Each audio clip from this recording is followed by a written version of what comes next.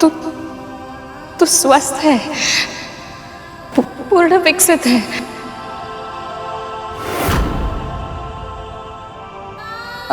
अपने सामान्य रूप में आप पुत्र।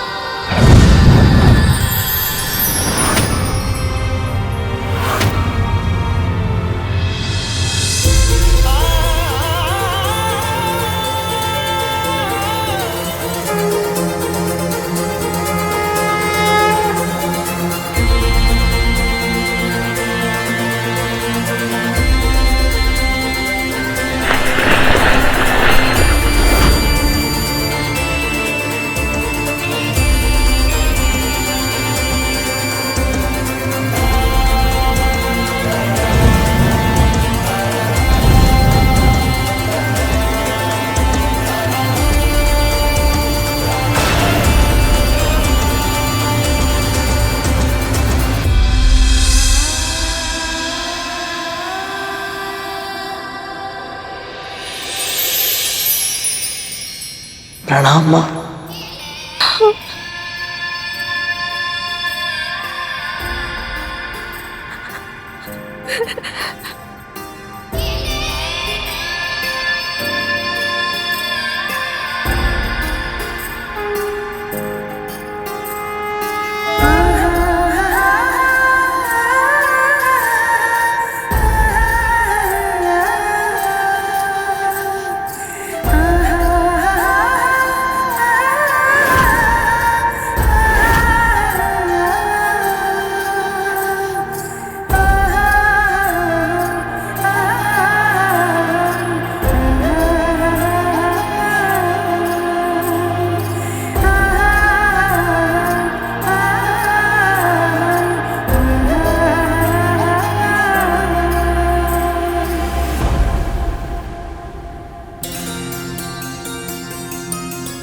तेरा स्थान मेरे चरणों में नहीं, मेरे हृदय में है पुत्र।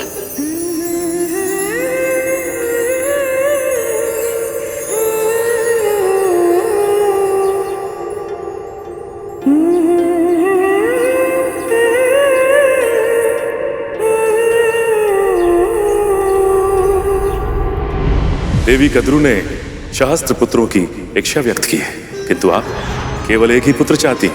मेरे पुत्र को एक और साथी दे दीजिए स्वामी। तथास्तु। स्वयं नीलकंठ भगवान शिव जी ने एक यज्ञ के फलस्वरूप मुझे ये माला दी थी। इसे जो धारण करेगा उसे ऐसी प्रतापी संतान प्राप्त होगी जिसके नाम और यश की कीर्ति समस्त ब्रह्मांड में फैलेगी। भगवान विष्णु के प्रताप से होने वाली आपकी संतान का वर्चस्व संपूर्ण आकाश में स्थापित होगा। महाबुद्धिमान, महाबलवान, आकाश का इंद्र कहलाएगा वो, आकाश का इंद्र कहलाएगा वो। 800 साल बाद जन्म लेने वाला आपका यह पुत्र आपको इस दास्ता से मुक्त करवाने के लिए आकाश पाताल लेकर देगा मां।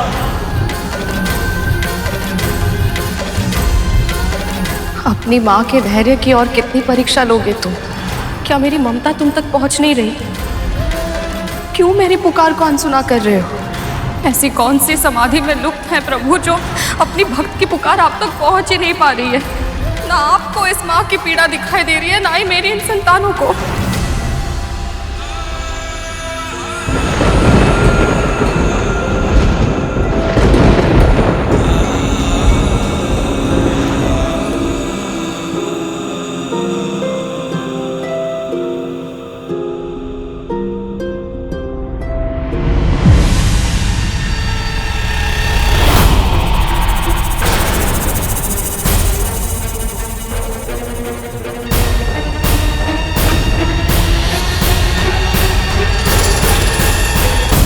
क्या हुआ माँ?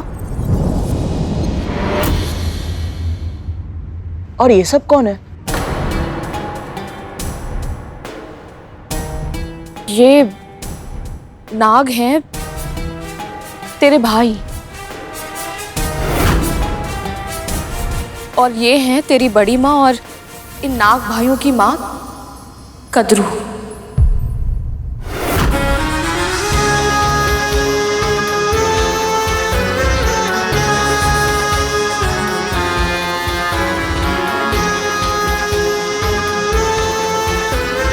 प्रणाम बड़ी माँ।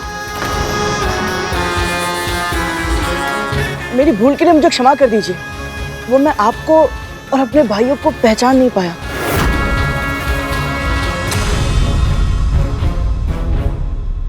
वो तो अच्छा हुआ कि माँ समय से आ गई।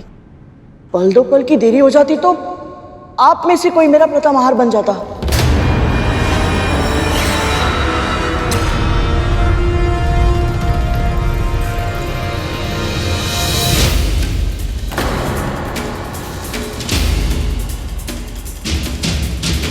मुझे पूरा विश्वास है कि तुम्हारी माँ ऐसी भूल फिर कभी नहीं होने देगी, है ना विंता?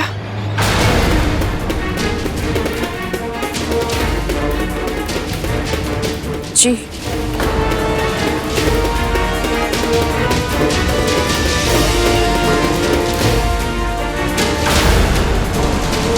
माँ आपको चिंतित लग रही है, क्या कारण है?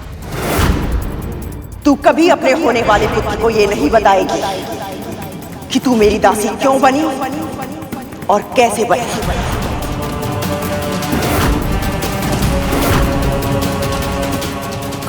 कुछ भी तो नहीं पुत्र। तू चल मेरे साथ चल, पहले नारायण का आशीर्वाद ले ले। चल आजा।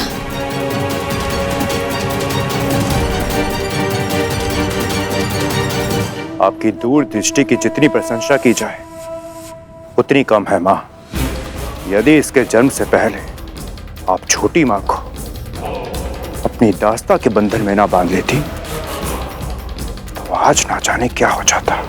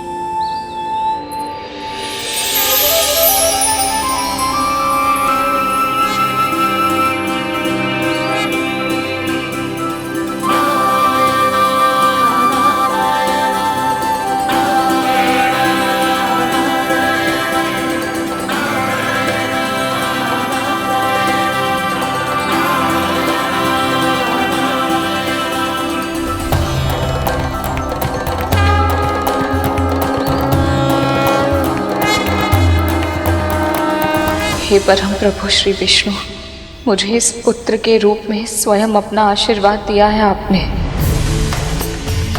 हर माँ की तरह मैंने भी अपने पुत्रों के लिए स्वप्न देखे थे, आशाएं संजोई थी, पर पहले पुत्र के जन्म लेते ही मुझसे दूर हो जाने के कारण मेरी आशाएं बिखर गई थी। वो सारे स्वप्न टूट गए थे और अब 1,000 वर्षों की लंबी प्रतीक्षा के बाद मुझे ये पुत्र मिला है, तो मैं माँ बनने से पहले ही दासी बन चुकी हूँ।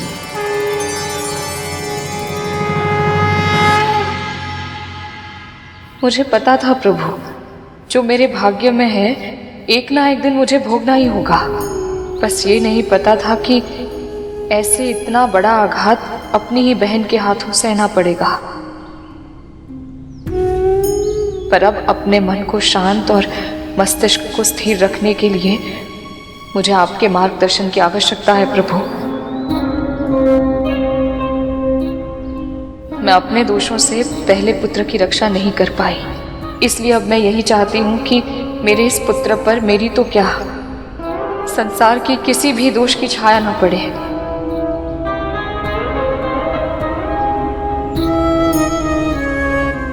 दासी पुत्र होने के बाद भी आदर्श बने, महान बने, मेरी ये प्रार्थना स्वीकार कीजिए प्रभु। इसे अपना आशीर्वाद दीजिए।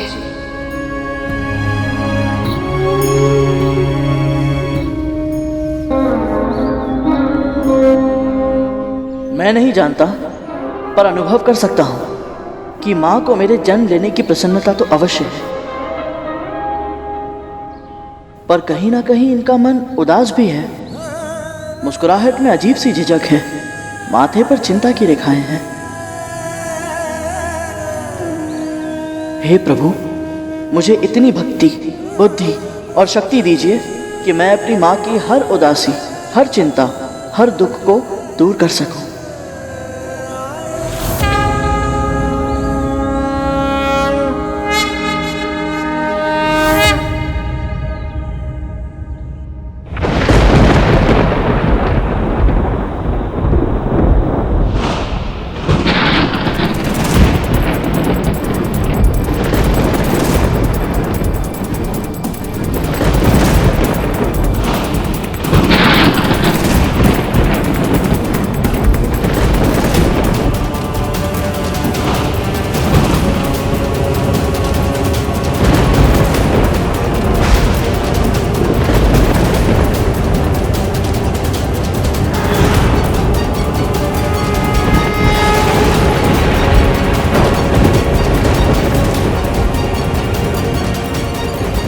पुत्री विंता, शिव शंकर की पारिजात माला और महाविष्णु के परम भक्त बालखिल ऋषियों से आशीर्वाद प्राप्त करने वाला तेरा ये पुत्र पराक्रमी भी होगा और परोपकारी भी।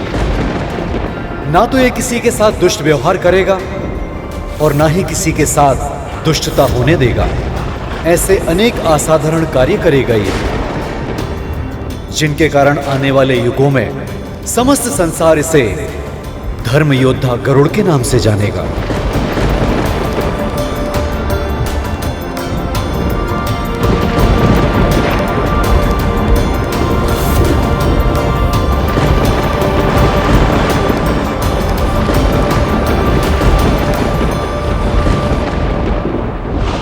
गरुड़,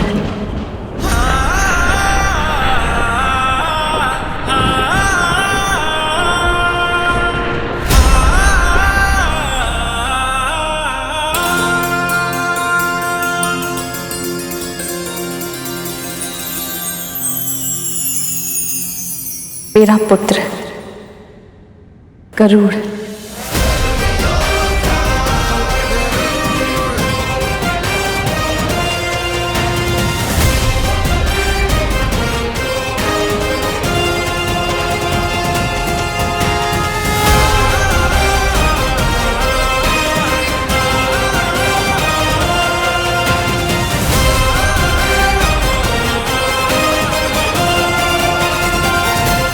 आयुष्मान भव, यशस्वी भव।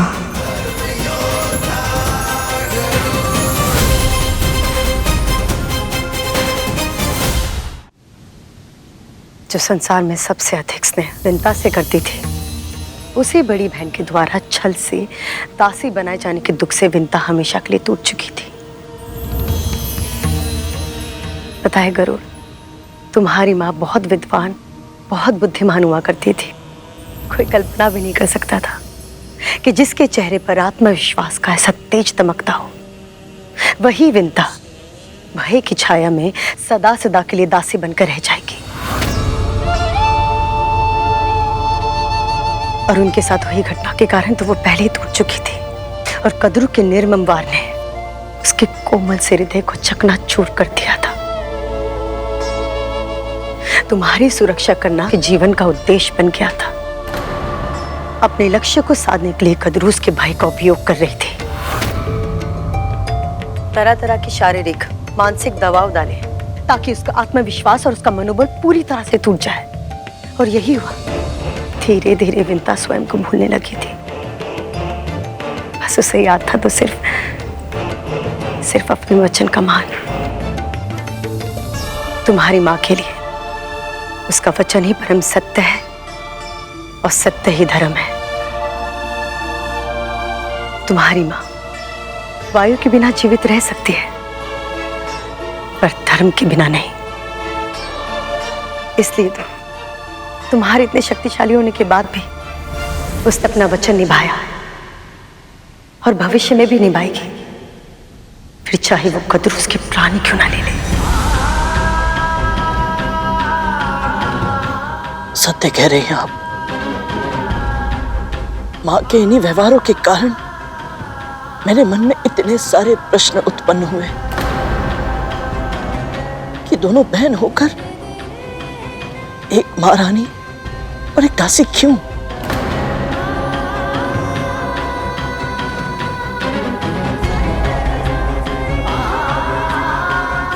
मेरे प्रश्नों के उत्तर देने के लिए आपका बहुत बहुत धन्यवाद दीदी माँ। पर अब भी एक महत्वपूर्ण प्रश्न मेरे हृदय में सुलग रहा है कि मैं अपनी माँ के कष्ट मिटाने के लिए क्या करूं? कैसे दिलाऊं उन्हें इस दास्ता से मुक्ति? गरुड़, कुछ प्रश्नों के उत्तर हमें स्वयं ही ढूंढने पड़ते हैं। मुझे जो कुछ पता था मैंने तुम्हें सब बता दिया। अब मुझे अपने पुत्रों के पास जाना होगा। वो घायल है, उन्हें मेरी आवश्यकता है। मुझे जाने दो। अवश्य जाने दूंगा दीदी माँ, परंतु एक वचन लेने के बाद।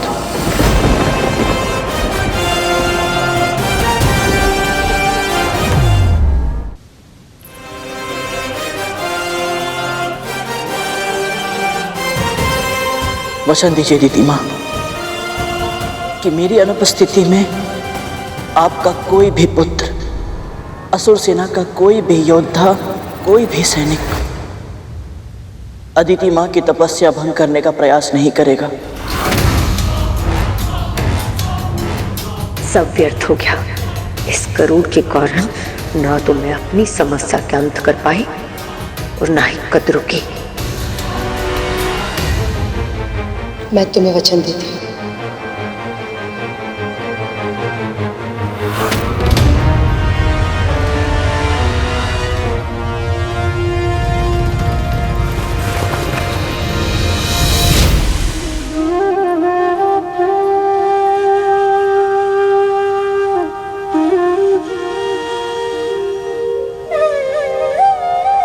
मां सही कहती है।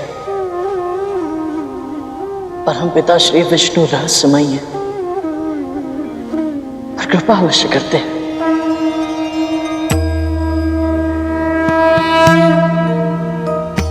यहां आकर न केवल मुझे आपके दर्शन हुए अदिति मां, और अपने दानव भाइयों और अदिति मां से भी भेंट हो गई। मां पाताल भैरवी का आशीर्वाद मिला और आपकी तपस्या भंग हुए बिना ही मुझे अपने प्रश्नों के उत्तर मिल गए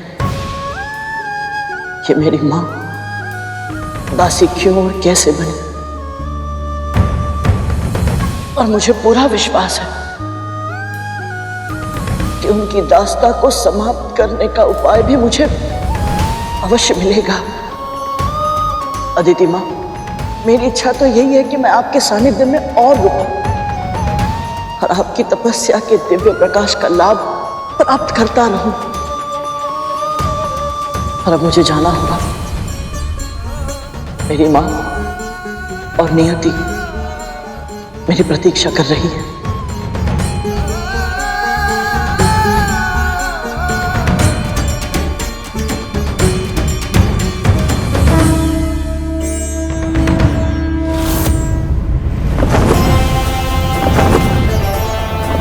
मां को बिना बताए चला आया था। मेरी चिंता में कितनी व्याकुल होंगी वो और कितनी क्रोधित भी होंगी मुझसे। कैसे करूंगा उनका सामना?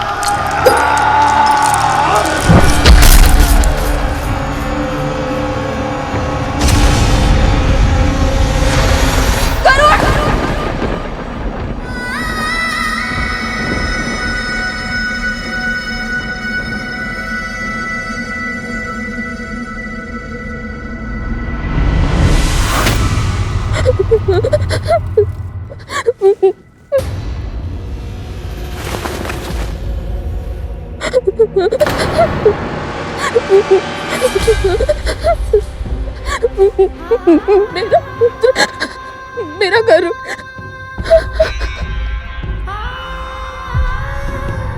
ये तो ऐसे विलाप कर रही है जैसे गरुड़ के प्राण ही चले गए हो। वाह, ये सोच कर ही कितना अच्छा लग रहा है। सच में यदि ऐसा हो जाए तो आनंद आ जाएगा। विंता, दीदी, मैं जानती हूँ, पहले भी अनेक बार मैंने आपसे कहा कि मुझे उसकी चिंता हो रही है, पर आज मेरे गरुड़ को। उठो, गहरी सांस लो, आराम से। अब बताओ क्या हुआ है। गहरी सांस लो, अच्छे से।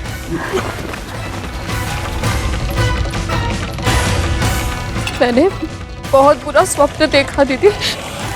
गरुड़ जब मेरे पास वापस लौट रहा था तो अचानक बहुत सारे असुरों ने उसे घेर लिया। क्या?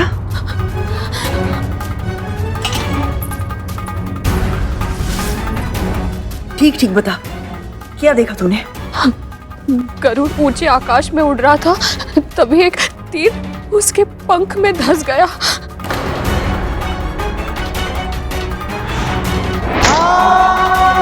तीर भीतर तक धंस गया था और भूमि पर गिर पड़ा।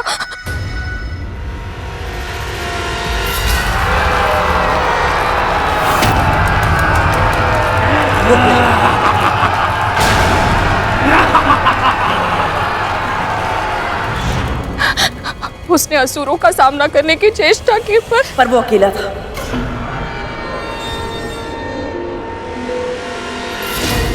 और असुर बहुत सारे।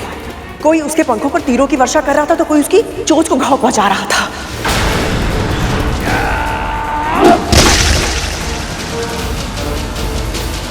कोई उसके शक्तिशाली पंजों को तलवार से काट रहा था तो कोई उसकी आंखों को फोड़ रहा था।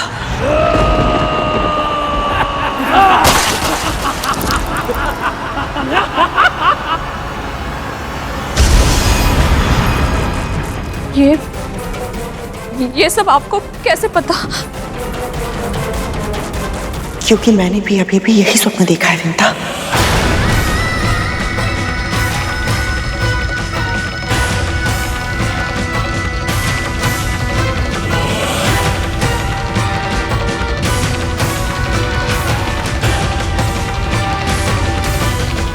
मैं जानती हूँ मेरी बात पर विश्वास करना तेरे लिए कठिन होगा, किंतु सत्य तो यही है ना विंता।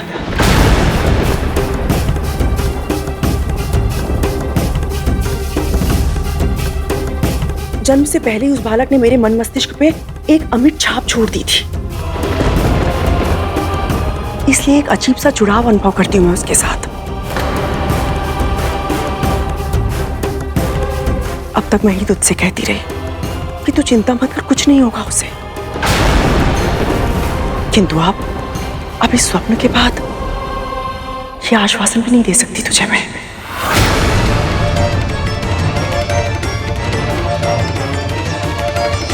तू तो जानती है ना विंता, जब ब्रह्म मुहूर्त में दो व्यक्ति एक ही स्वप्न देखते हैं तो वो सपनावश ही। ऐसा मत कहिए दीदी। मेरे कहने ना कहने से सत्य बदल जाएगा क्या विंता? पहले तो तूने अपने पुत्र पर नियंत्रण खो दिया, अब तो तूने अपना पुत्र ही खो दिया। कितनी दुर्भाग्यशाली है तू। एक पुत्र अर्धविकसित उत्पन्न हुआ और दूसरा इतनी अल्पायु में उसने अपने प्राण गंवा दिए।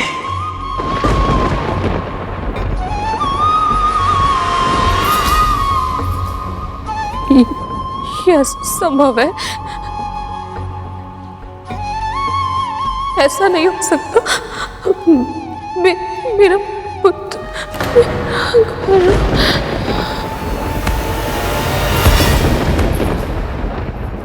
विंता और गरुड़ का मन एक दूसरे से जुड़ा हुआ है, तो अवश्य कि उसका स्वप्न नहीं सत्य है। और निश्चित ही गरुड़ पर आगमन दीदी ने करवाया होगा।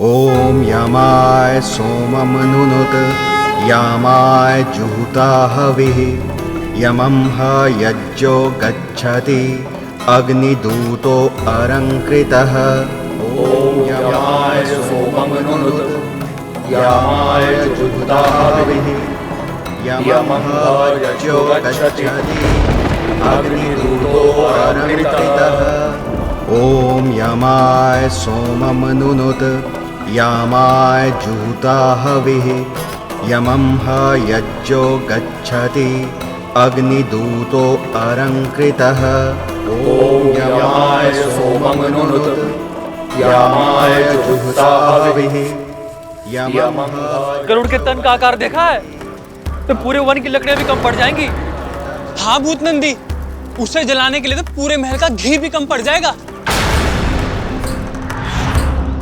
माँ,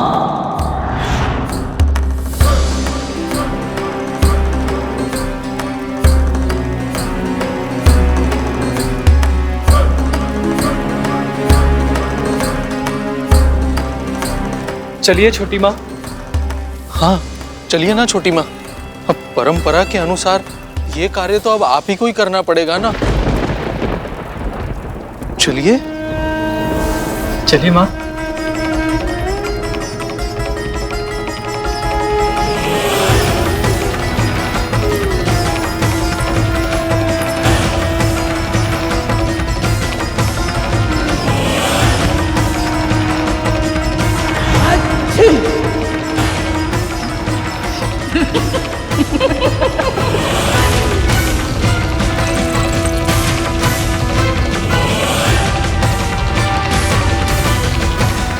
गरुड़ का श्राद्ध होगा तो उसकी ताकत कम होगी।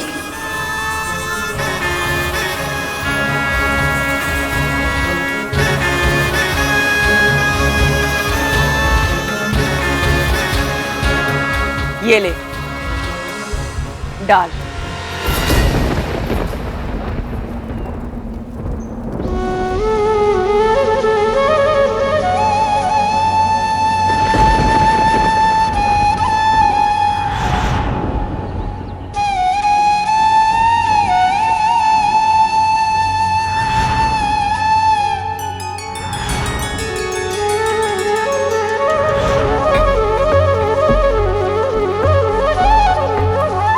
अब आप दिवंगत का नाम बताइए। जिनकी मृत्यु हुई है उनका कुल और नाम बताइए।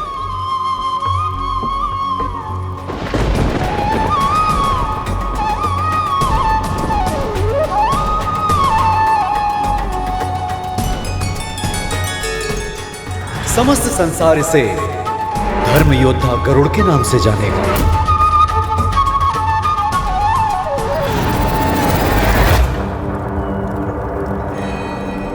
कश्यप पुत्र गरुड़।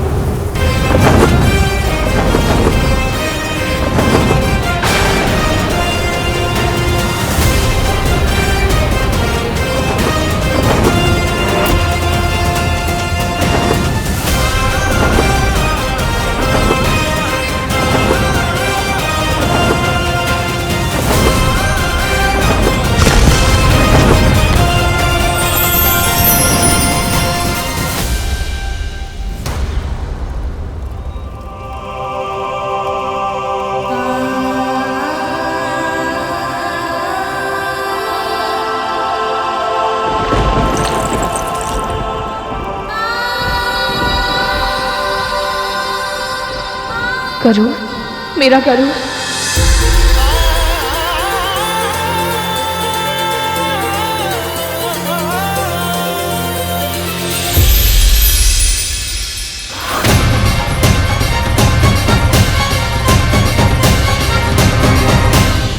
माँ,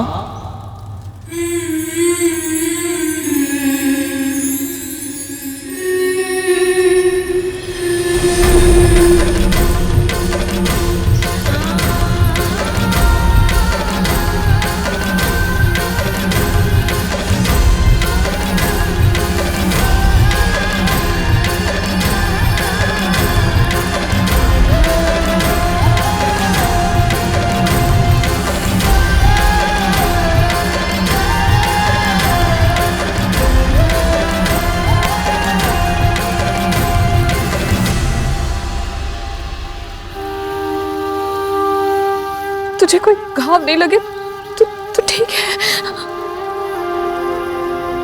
असुरों से बच कैसे गया ये? माँ ने तो कहा था कि असुरों को कोई पराजित नहीं कर पाएगा, फिर ये जीवित कैसे बच गया? तो ठीक है।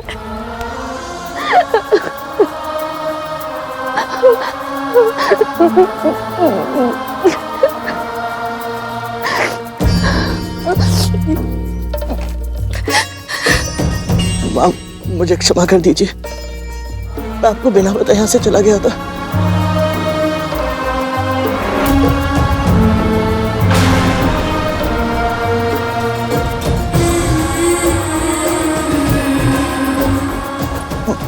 माँ, मैं जानता हूँ मैंने आपको बहुत दुख दिया है, आपका क्रोधित होना भी उचित है। माँ, मेरी बात तो सुनिए। माँ, मैं विवश था।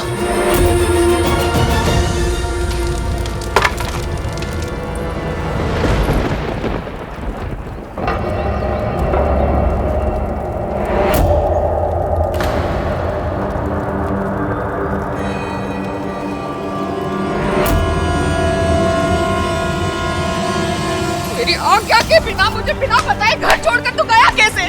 जब पता है जब तू यहाँ नहीं था तो मुझ पर क्या बीत रही थी? कैसे बुरे बुरे विचार आ रहे थे मेरे मन में? सोचा तूने मेरे बारे में हो? हाँ, मुझसे बहुत बड़ी गलती हो गई, मुझे क्षमा कर दीजिए। जानबूझकर किया गया कार्य भूल नहीं, अपराध कहलाता है। जब पता था ना कि मैं तुझे महल से बाहर जाने की अनुमति नहीं दूंगी, इसलिए तूने मुझसे झूठ बोला। माँ, झूठ नहीं बोला, सत्य छुपाने का अपराध अवश्य किया है, पर मैं विवश था। माँ,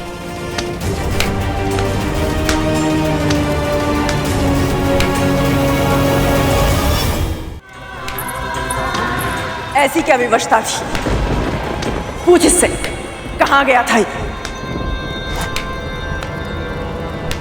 कद्रू ने विंता को छल से दासी बनाया था।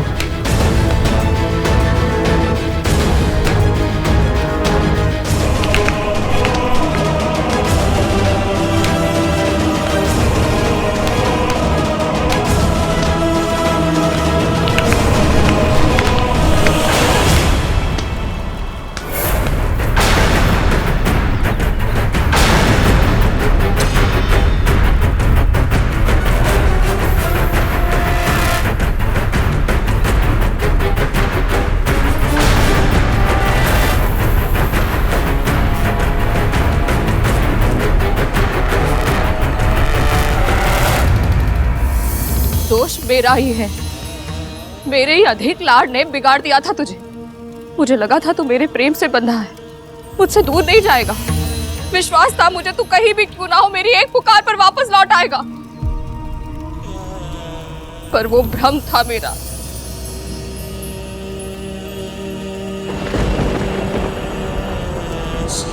माँ,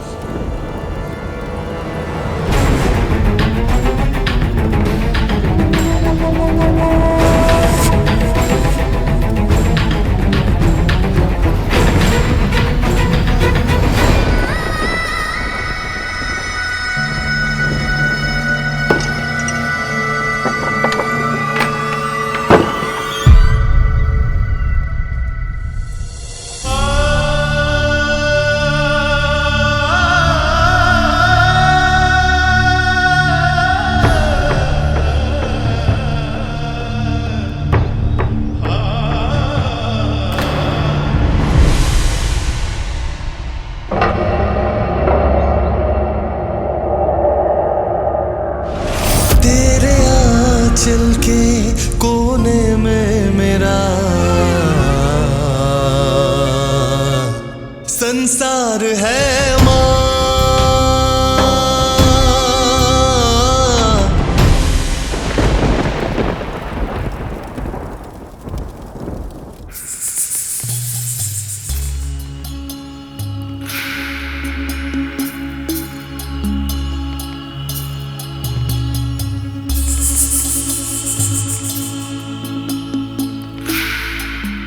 धूमल, ये असुर तो बड़े भीषण होते हैं ना?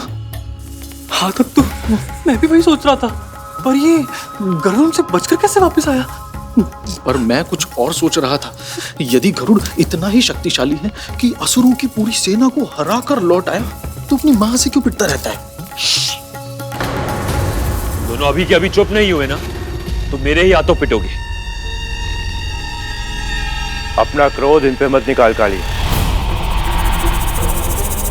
मां, आपको क्या लगता है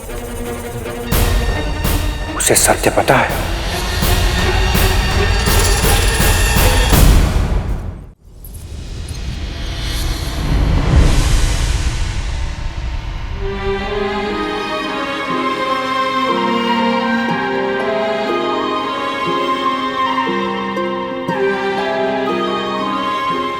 मैं जानता हूं आप मेरे लिए इतनी चिंतित क्यों होती हैं।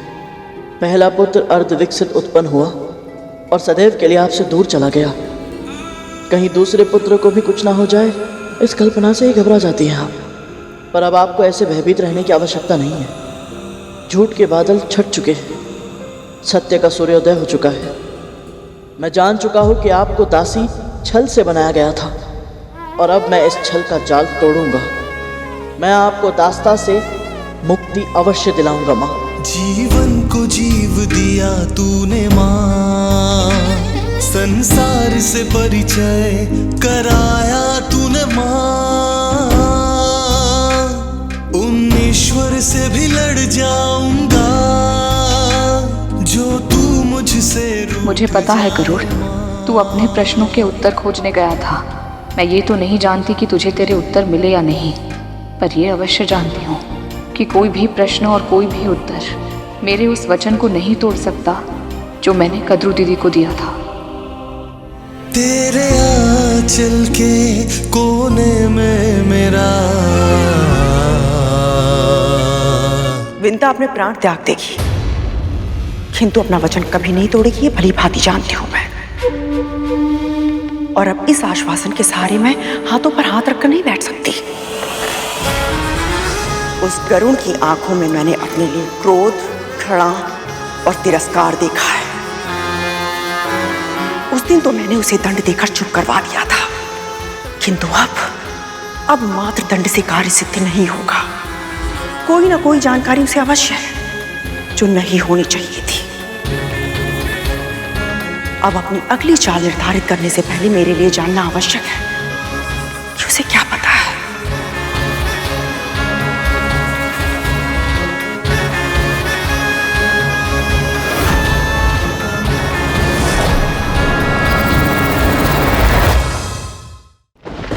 माँ,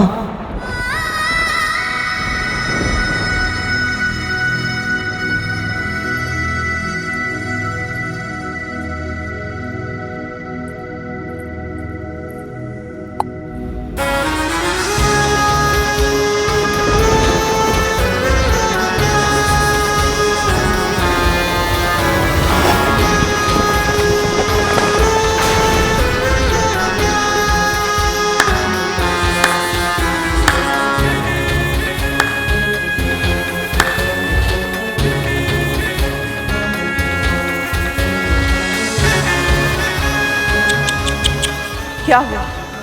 मां नहीं मानी? मानेगी भी नहीं, क्योंकि इस बार तूने केवल उसकी अवज्ञा नहीं की है, मेरी भी की है। और वो अच्छे से जानती है कि इस बात का कितना बड़ा मूल्य चुकाना पड़ेगा तुम दोनों को।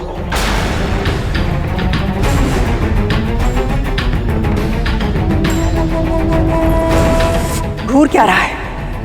पिछली बार जो तूने दुस्साहस किया था, उसका क्या परिणाम मिला था तुझे? भूल गया है?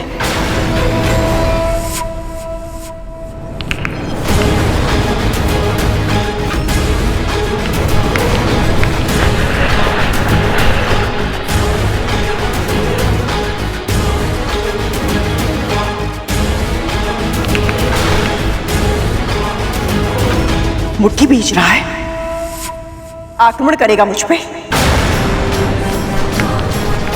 क्या किया है मैं? किस बात का क्रोध है मुझ पर?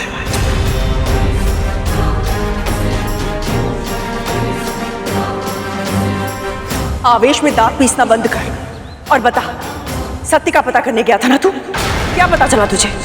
ये पता चला कि कैसे तेरी माँ ने तेरे भाई को अर्ध विकसित रूप में जन्म लेने के लिए विवश कर दिया था? क्या फिर ये पता चला कि कैसे उसने शर्त लगाने के अवगुण के कारण तेरा और अपना जीवन दांव पर लगा दिया था?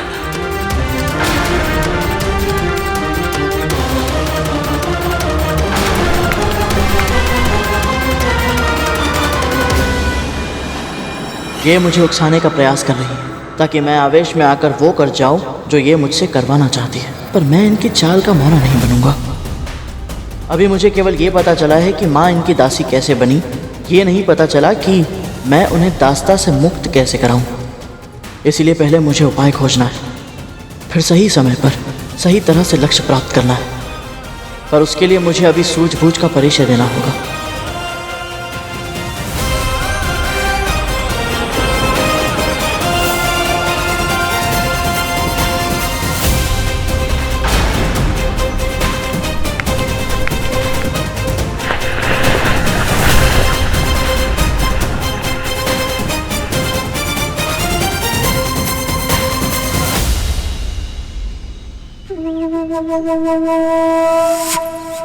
इसका अर्थ है तू मुझे सत्य नहीं बताएगा।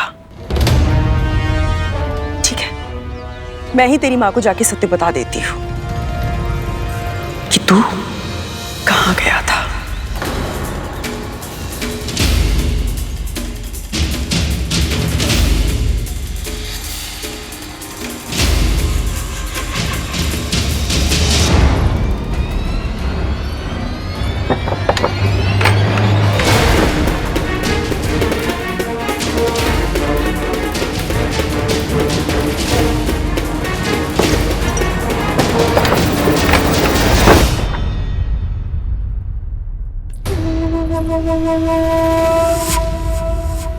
अपने प्रभु विष्णु जी को जितना प्रसन्न करना है तुझे कर ले विंता, पर मूर्खता करने पर प्रभु एक ही बार सहायता करते हैं, बार बार नहीं। क्या कहना चाहती हैं आप?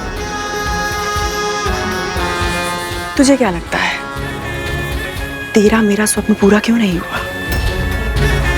ये तेरी पूजा का फल था, तेरे पुण्य कर्म थे जो आज तेरा पुत्र जीवित है, वरना होना तो वही था जो तूने और मैंने स्वप्न में देखा था।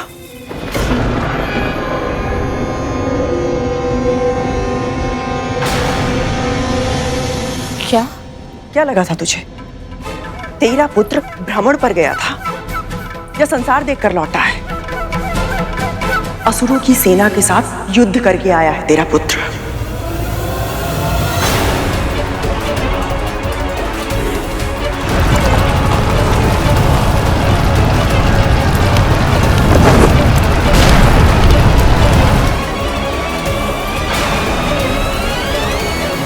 गरुड़ अपने प्रश्नों के उत्तर ढूंढने के लिए अदिति दीदी तक पहुंच गया था।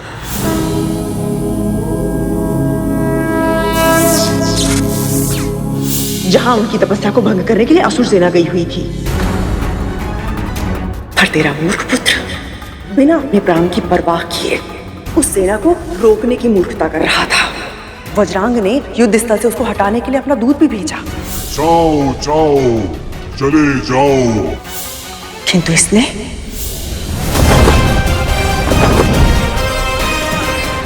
इस तप की रक्षा का लिया है मैंने संकल्प। युद्ध भी अवश्य करूंगा यदि ना रहा कोई विकल्प। बालक समझकर वज्रांग स्वयं उसे समझाने गया था, किंतु समझने के स्थान पर उसने असुर सेना के सेनापति वज्रांग को ही चुनौती दे दी। मैं बल का प्रयोग नहीं करना चाहता। आपके पास विकट दैत्य, इतनी बड़ी सेना है, किंतु मैं भी दुर्बल नहीं। ये सब उसने तुझसे ही सीखा है ना विंता? अदिति के तप स्तर पर रक्षा रेखा खींच दी और उस रक्षा रेखा को पार करने के लिए सेना को ललकार दिया। यदि आपकी सेना का कोई एक भी योद्धा इस रेखा को पार कर लेगा, मैं स्वयं अपनी हार मानकर यहां से चला जाऊंगा। विश्वास नहीं हो रहा ना तुझे कि तेरा पुत्र सत्य में इतना मूर्ख है? वज्रांग ने उसे प्रेम से बहलाने फुसलाने का भी प्रयास किया, भोजन भेजा उसके लिए, किंतु उसने क्या किया?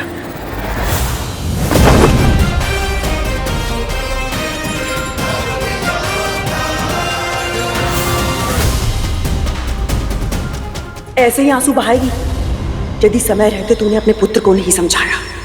इतना कुछ होने के बाद भी वो नहीं रुका, अपने प्राणों को दांव पर लगाकर एक के बाद एक असुर से युद्ध करता रहा। यहां तक कि स्वयं पाताल भैरवी भी आई थी उसे वज्रांग के मार्ग से हटाने के लिए, किंतु गरुड़ ने उनके क्रोध की परवाह नहीं की, अपना स्थान नहीं छोड़ा। अदिति दीदी के तप की रक्षा के लिए डटकर खड़ा रहा तेरा मूर्ख पुत्र। तू मारा जाएगा गरुड़। यदि यही मेरी नियति है तो फिर मैं चाहकर भी इसे बदल नहीं सकता। और जब स्वयं पाताल भैरवी ने उसके प्राण लेने का निश्चय किया तो अपनी अंतिम इच्छा पूरी करने की विनती करके शिव शंकर की पूजा करने लगा।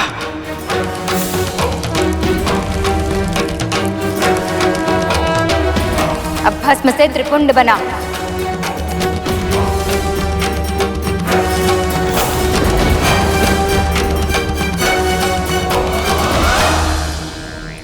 तुझे तेरे पुत्र को और भी अनुशासन में रखना होगा विंता, ताकि वो ऐसी मूर्खता कभी ना करे। वो तो मेरे कहने पर दीदी वहां गई और समय रहते उसने युद्ध को रोक दिया, वरना तेरा पुत्र आज जीवित नहीं होता। भला परोपकार करने के लिए अपने प्राण संकट में डालने की मूर्खता कौन करता है?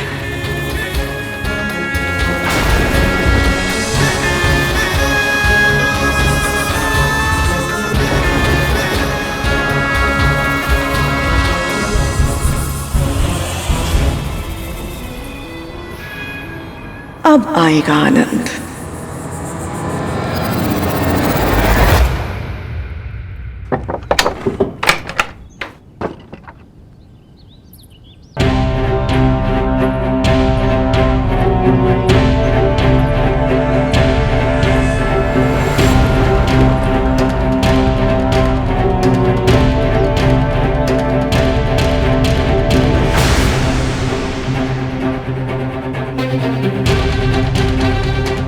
माँ,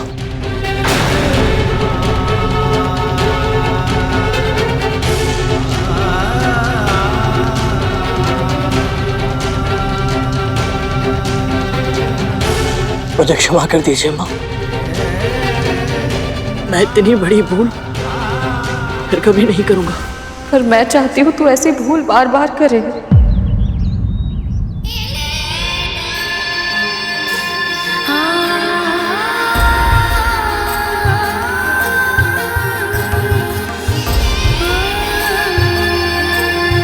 मुझे गर्व है तुझ पर। तूने धर्म की रक्षा कर मेरे दिए हुए संस्कारों की लाज रखी है पुत्र।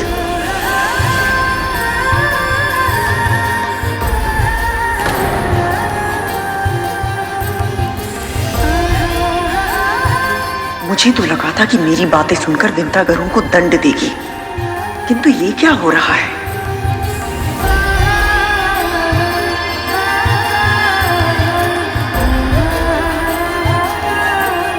आपको सत्य पता चल गया माँ? दीदी ने कद्रू दीदी को बताया और उन्होंने मुझे कि कैसे तूने अदिति दीदी की तपस्या की रक्षा के लिए अपने प्राणों को दांव पर लगा दिया।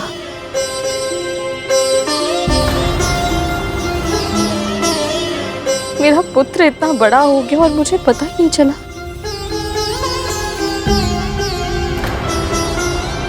तो बड़ी माँ को केवल मेरे अदिति माँ तक पहुंचने के बारे में ही पता है और कुछ नहीं।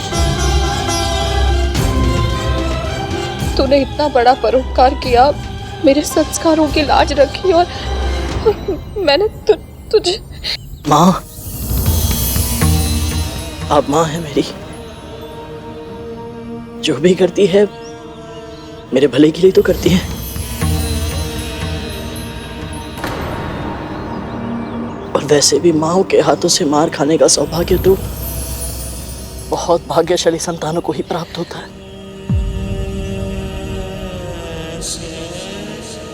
और यदि एक बार मार खा लो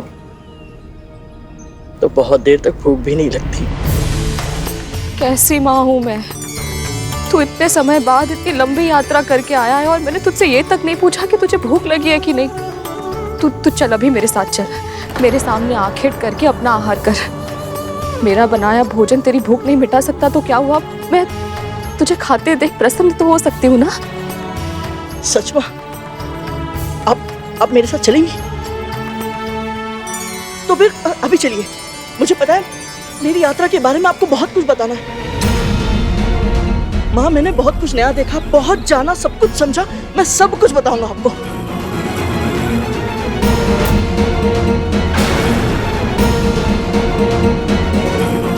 अब ये किस यात्रा की बात कर रहा है और ये विंता को क्या बताना चाहता है? मुझे बहुत कुछ बताना है आपको माँ, चलिए।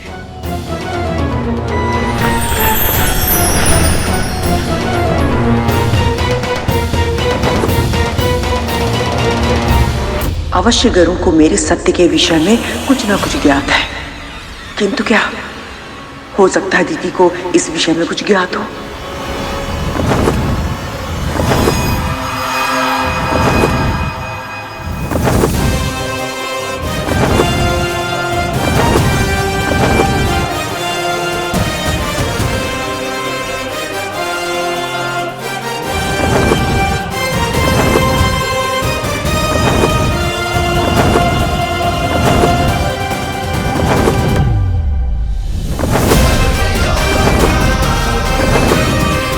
गरुड़, धीरे, तेरी माँ को अभ्यास नहीं है इतनी ऊंचाई का।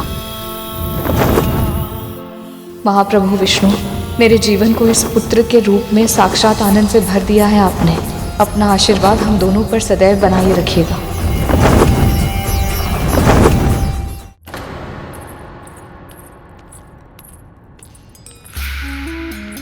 क्या हुआ कद्रू, इतनी शीघ्रता में क्यों बुलाया मुझे?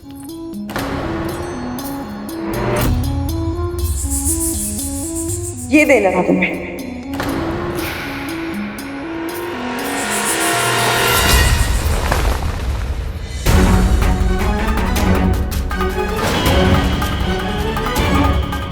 कहना क्या चाहती हो तुम? गरुड़ को कैसे पराजित किया जा सकता है, इसका भेद मैंने ही तुम्हें बताया था ना। फिर भी वो पूरी असुर सेना को हराकर सकुशल वापस लौट आया है। इसका अर्थ तो यही हुआ ना, तुम्हारे पुत्रों को, विशेष रूप से वज्रांग को बहुत हानि पहुंची होगी। तन के घाव तो ये औषधि दूर कर देगी, किंतु जो आत्मविश्वास घायल हुआ है उसे कैसे ठीक करोगी तुम?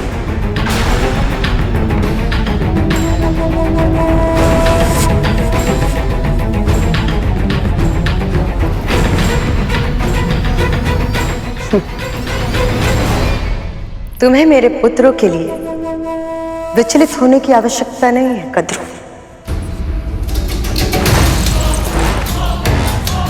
चिंता ही करनी है तो अपनी और अपने पुत्रों की करो,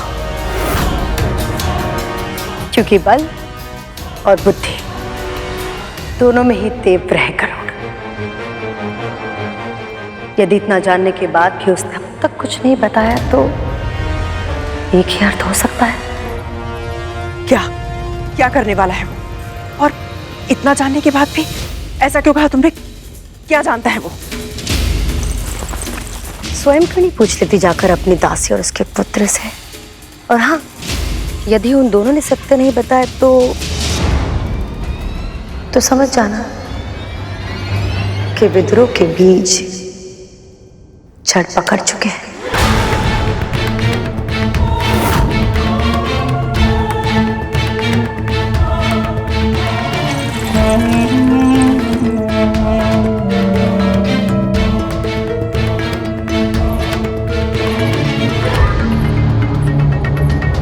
तो क्या करूं? सब कुछ जानता है। यदि हाँ, तो अब तक शांत क्यों है? क्या उसका ये मौन किसी बहुत बड़ी आंधी का सूचक है?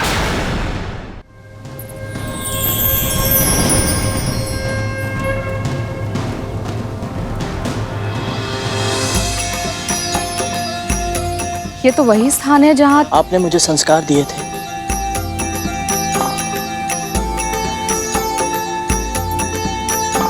मैंने तो केवल इस धागे में गांठें लगाई, पर तूने मेरी हर बात पर अपने मन में गांठ बांधी, मेरे वचनों को स्मरण रखा और उन्हीं के अनुरूप कर्म किया। मैंने जो सिखाया पूरी गंभीरता से तूने उसका पालन किया। तो उसका पालन ना करने का भी विकल्प था क्या मेरे पास?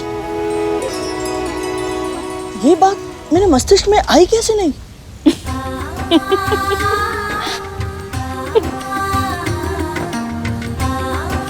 माँ, आपके मुंह से निकला हर एक वचन मेरे लिए ईश्वर की वाणी है, जिसकी उपेक्षा करना संभव ही नहीं है।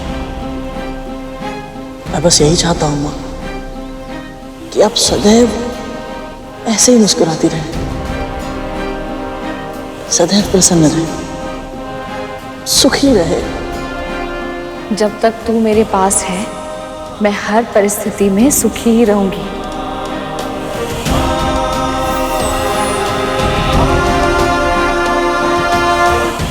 हमारी माँ दीदी ने इसे वचन दिया था कि हम असुर देव माता अदिति को सुरक्षित छोड़ देंगे, पर यह वचन नहीं दिया था कि हम इस पक्षी और इसकी मां पर आक्रमण नहीं करेंगे।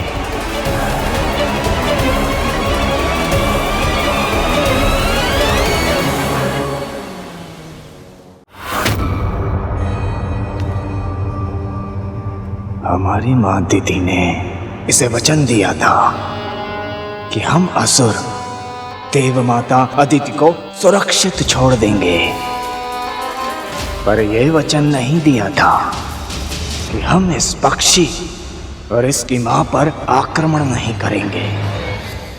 अब जा तू अपना आखेट कर ले, मैं यहीं बैठकर विष्णु जी का ध्यान करती हूँ। अवश्य, पर उससे पहले आप अपनी आंखें बंद कर दीजिए। आंखें बंद कर लूं? हाँ, कीजिए ना माँ।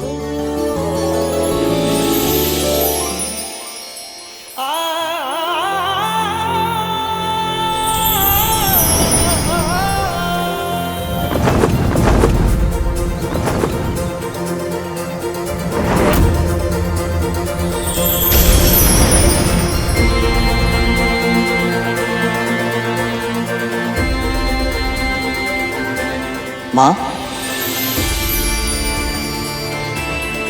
बहुत दिनों से आपकी सेवा नहीं की थी। ना आपके लिए जल लाया, ना रात में पंखा जला, ना आपके चरण दबा पाया। आपकी सेवा के बिना जीवन अधूरा सा लगता है माँ।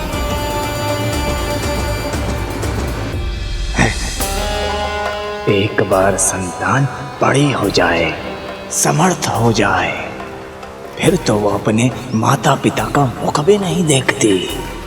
और एक ये मूर्ख है, स्वयं को अपनी माता की सेवा में न्योछावर कर रखा है इसने। तभी तो हमारे साथ युद्ध में हर समय माँ माँ की रट लगा रखी थी इसने। अब आज्ञा दीजिए।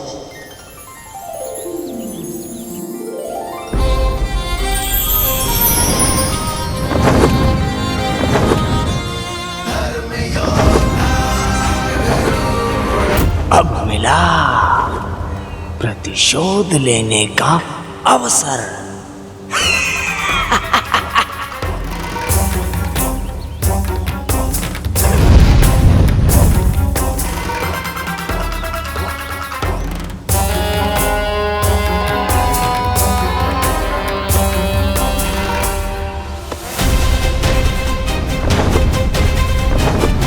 यहाँ तो आहार के लिए कोई भी जीव नहीं दिख रहा। माँ मेरी प्रतीक्षा कर रही होंगी।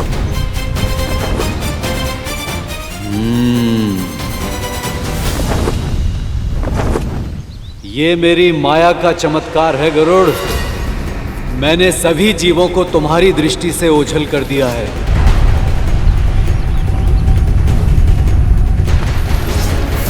आज तू किसी भी जीव का भोजन नहीं कर सकता है।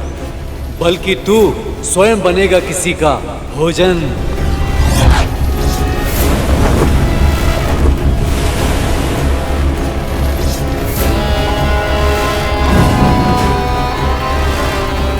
हे भोलेनाथ, हे दीनानाथ, मेरी सहायता कीजिए। हे भोलेनाथ, मेरी सहायता कीजिए, अपने भक्तों पर कृपा कीजिए। हे भोलेनाथ, अपने भक्तों की सहायता कीजिए। हे दीनानाथ, मुझ पर दया कीजिए। तुम कौन? भयभीत मत होइए, मैं आपकी सहायता करने के लिए आया हूँ। तुम कौन हो बालक? तुम मेरी क्यों सहायता करना चाहते हो? बस आप यही समझ लीजिए कि मैं भी आप ही की तरह एक भक्त हूँ। और रहा प्रश्न आपकी सहायता करने का, तो मेरी माँ कहती है जब भी परोपकार करने का अवसर मिले तो हिचकिचाना मत। भोलेनाथ, तुम्हें आशीर्वाद दे बालक। बस मेरा एक काम कर दो, इस मटके में जल भरकर मेरी कुटिया तक छोड़ दो। बस इतनी सी बात? मैं अभी गया और अभी आया। लाइए।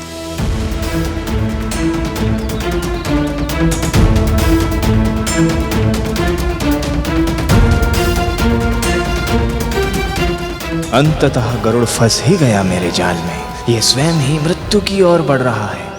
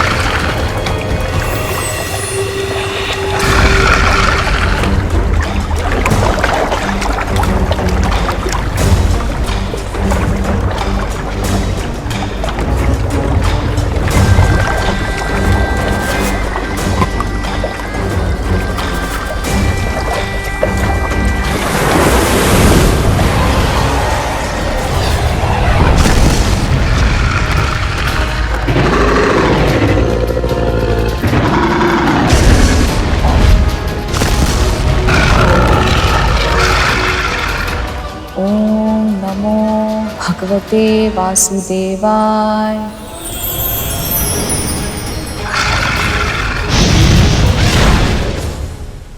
ये संघर्ष तेरी मृत्यु की आहट है गरुड़।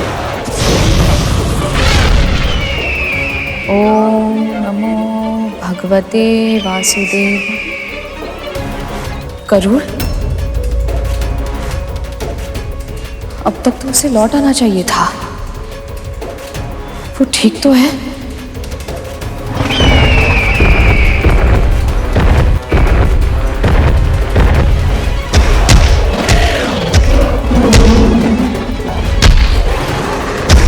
कहाँ रह गया?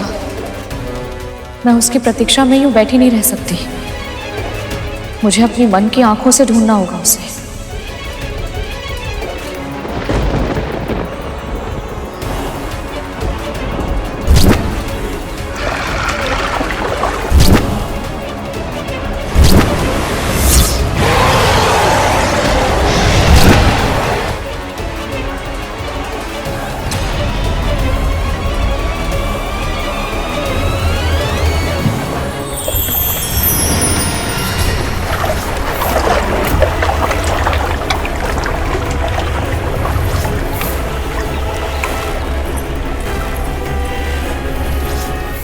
गरुड़,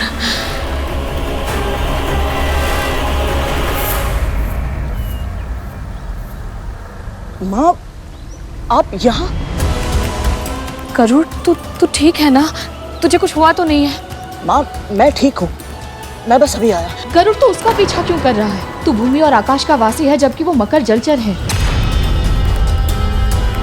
जल में उसकी शक्ति और अधिक बढ़ जाती है। माँ, आप सत्य कह रही है, पर आप ही ने मुझे सिखाया था कि जब भी भूख लगे तो प्रयास करना किसी दुष्ट प्राणी को ही मारा जाए,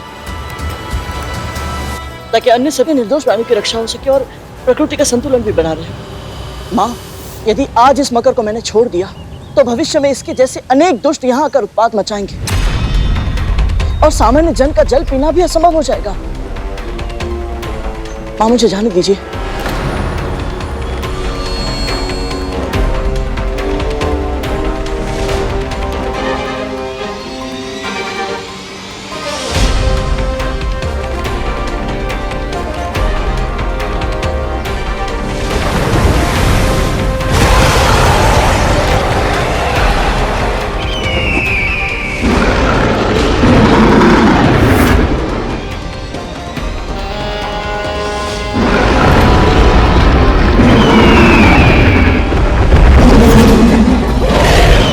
यमराज को इतनी प्रतीक्षा मत कराओ मगरराज, शीघ्र ही शिकार करो इस पक्षी का।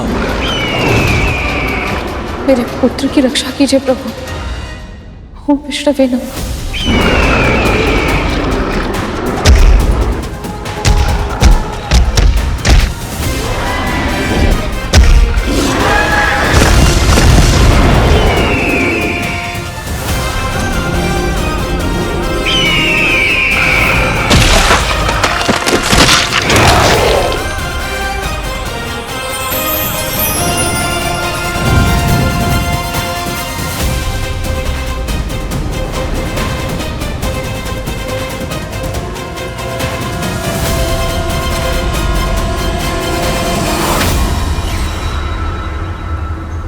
राहु,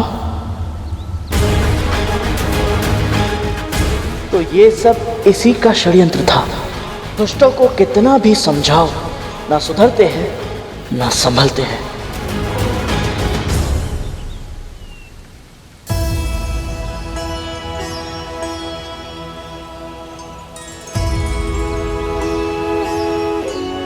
अब शांत हुई तेरी भूख? बुराई का नाश करके केवल भूख ही नहीं, मन भी शांत हो गया माँ। चल अब घर चलते हैं, कद्रू दीदी प्रतीक्षा कर रही होंगी। और माँ वो शेष बातें हम घर चल के करेंगे गरुड़, चल अब। ये भी अवसर हाथ से निकल गया, किंतु मुझे शीघ्र ही माँ को बड़ी माँ की मंशा से अवगत करना होगा।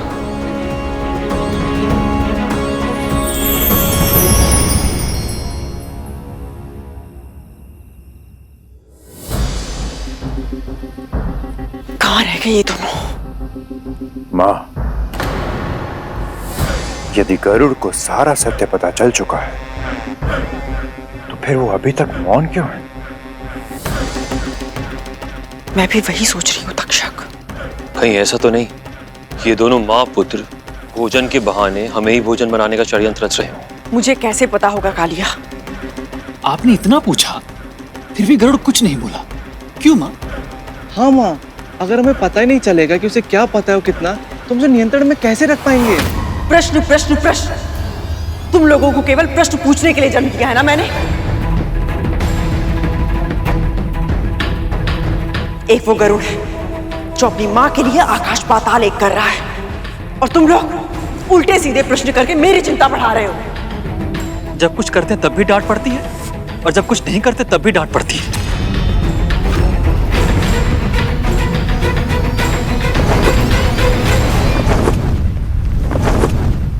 माँ, वो आ गए।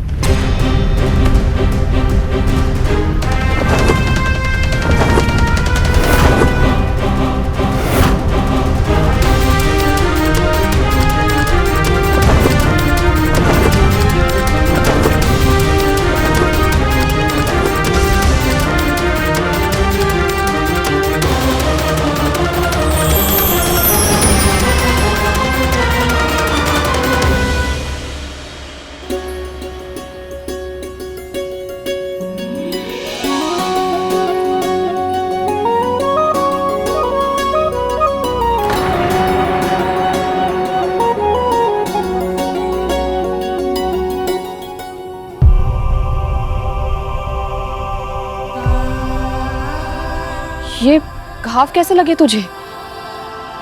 कुछ नहीं माँ, वो आखेट करते समय थोड़े बहुत घाव तो लग ही जाते हैं। मुझसे छुपाएगा? किसी मकर में इतना सामर्थ्य नहीं है कि तुझे घाव दे पाए। ये घाव तो मैंने तुझे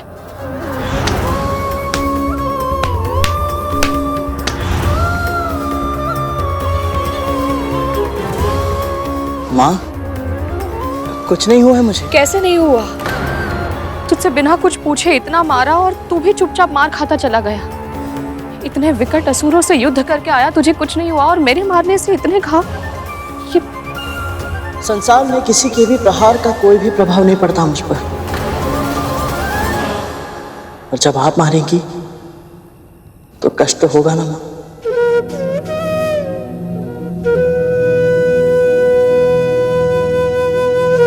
तू चल भीतर चल, मैं औषधि का लेप लगा देती हूँ। आजा चल। यदि विंता को पता होता कि उसका पुत्र केवल असुरों से युद्ध करने नहीं बल्कि उसके अतीत का सत्य जानने गया है, तो उसका व्यवहार इतना सामान्य नहीं होता।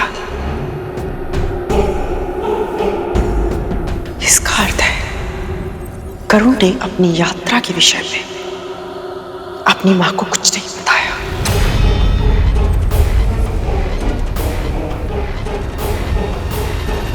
पर क्यों?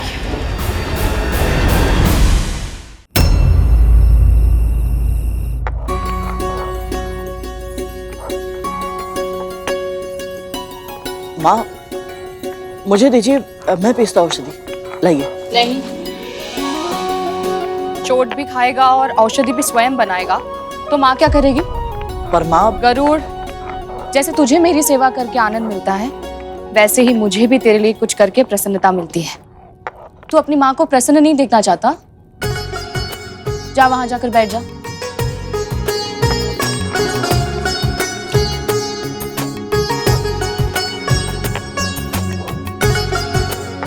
सोचा था भोजन करते समय माँ को अपनी यात्रा के विषय में सब बता दूंगा, पर अवसर ही नहीं मिला।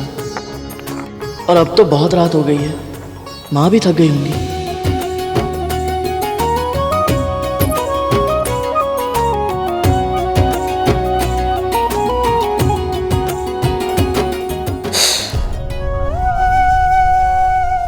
औषधि लगा रही हूँ तो जलन हो रही है, जब मार रही थी तब तो आ तक नहीं की। उस समय तो मेरा पूरा ध्यान आपके दुख पर था ना माँ। तो अब भी अपना ध्यान कहीं और केंद्रित कर ले। चल बता, तुझे कैसे पता चला कि अदिति माँ कहाँ तपस्या कर रही हैं और उन्हें तेरी सहायता की आवश्यकता है? वो तो मुझे प्रभु श्री विष्णु के संकेत से पता चला था। प्रभु श्री विष्णु के संकेत से? यही उचित अवसर है माँ को सब सत्य बताने का। मैं आपको आरंभ से सब कुछ बताता हूँ। क्या हुआ? तू इतना गंभीर क्यों हो गया? ऐसा क्या बताने वाला है तू? माँ, मैं आपकी दास्ता की कथा जानने के लिए आपको बिना बताए वैकुंठ गया था।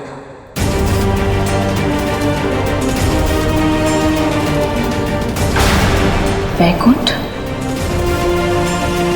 पर वहां कोई भी प्राणी इस देह के साथ नहीं जा सकता। यदि माँ का आशीर्वाद साथ हो तो असंभव भी संभव है। माँ, स्मरण है आपने मुझे 7 और 2 लोगों के बारे में बताया था।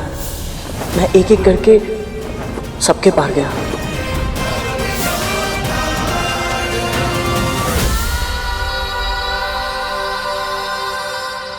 और दूर से ही सही पर ब्रह्मलोक में मुझे पिताजी के दर्शन हुए माँ। सत्य? हाँ माँ, पिताजी के मुख पर जो तेज था ऐसा मैंने कहीं नहीं देखा। वो तेज, उसकी आभा सबसे अलग है पुत्र। ऋषियों में सर्वप्रथम है। ब्रह्मा, विष्णु, महेश सब उनका सम्मान करते हैं। उनकी अर्धांगिनी होना मेरे लिए गर्व की बात है। और तू भी बहुत भाग्यशाली है पुत्र। कि तू उनका पुत्र है। सत्य कहा माँ आपने। मैं सचमुच बहुत भाग्यशाली हूं। पता है माँ, पिताजी को देखकर जब मैं मंत्रमुग्ध हो गया था तो उन्होंने मुझसे क्या कहा? पुत्र गरुड़, एक बार किसी कार्य को करने का निश्चय कर लो तो फिर मन को भटकने नहीं देना चाहिए। जाओ और अपने लक्ष्य को पूरा करो। इसका अर्थ है स्वामी ने गरुड़ की इस सत्य जानने के लिए की गई यात्रा का समर्थन किया। तेरे पिता सांसारिक विषयों में आसक्त नहीं होते, उनसे उदासीन रहते हैं, पर फिर भी तुझे यात्रा के लिए आशीर्वाद दिया। ये बहुत बड़ा सौभाग्य है। माँ, पिताजी के वचनों से उत्साहित होकर मैं और ऊपर उड़ा। फिर जब मैं वैकुंठ पहुंचा तो एक भयंकर काले नाग ने मेरा मार्ग रोक लिया।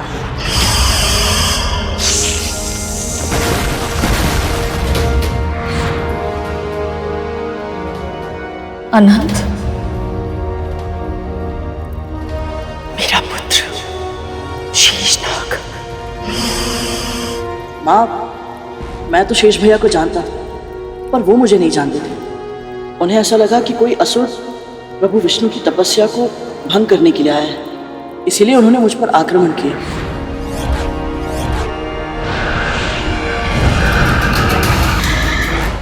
और फिर एक बार आपने मेरी रक्षा की। क्या संबंध है तुम्हारा विंता माँ से? ब्रह्मपुत्र कश्यप और दक्ष प्रजापति की पुत्र माँ विंता का पुत्र हूं मैं, गरुड़।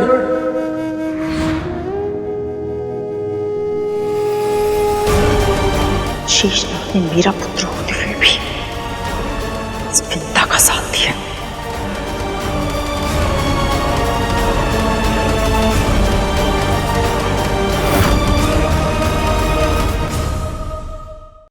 इतने वर्षों से उसे देखा नहीं है, वो सकुशल तो है? हाँ माँ, शेष भैया बिल्कुल ठीक है। इतनी दूर होकर भी वो प्रतिदिन आपको और बड़ी माँ को स्मरण करते रहते हैं।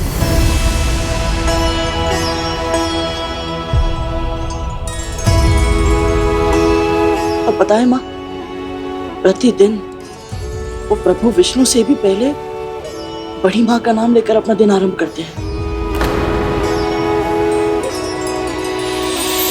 कद्रू दीदी ये सुनकर बहुत प्रसन्न होंगी। वो बताती नहीं है, पर मैं उनके हृदय को जानती हूँ। अनंत और वासुकी के दूर चले जाने के कारण वो बहुत दुखी हो गई थी।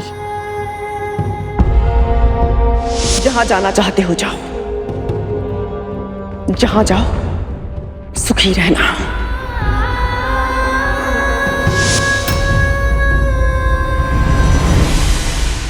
बड़ी माँ और आपके आशीर्वाद से शेष भैया की तपस्या सफल हो गई थी माँ, और वो वैकुंठ भी पहुंच गए थे।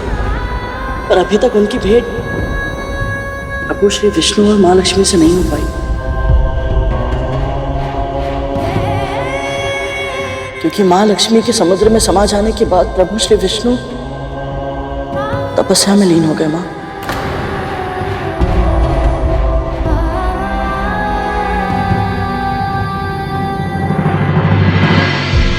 क्या प्रभु विष्णु के दर्शन मिले तुझे? दूर से ही सही, पर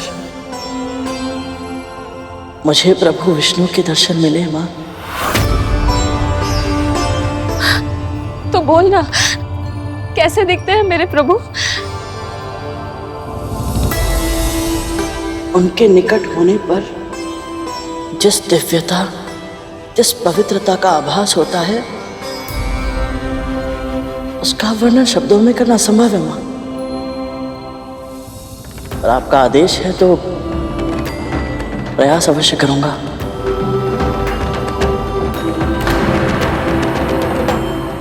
प्रभु तपस्या में लीन है माँ। उनके आभूषणों ने अपनी चमक खो दी है, क्योंकि समस्त ब्रह्मांड श्रीहीन हो गया है।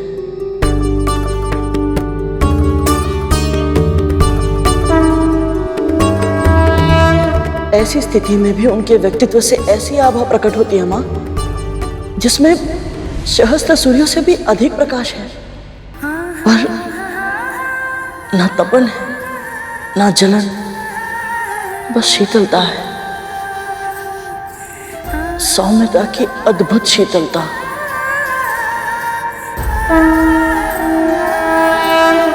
माँ, आपको स्मरण है आपने मुझे आशीर्वाद दिया था कि मुझे प्रभु श्री विष्णु की भक्ति का सौभाग्य मिले।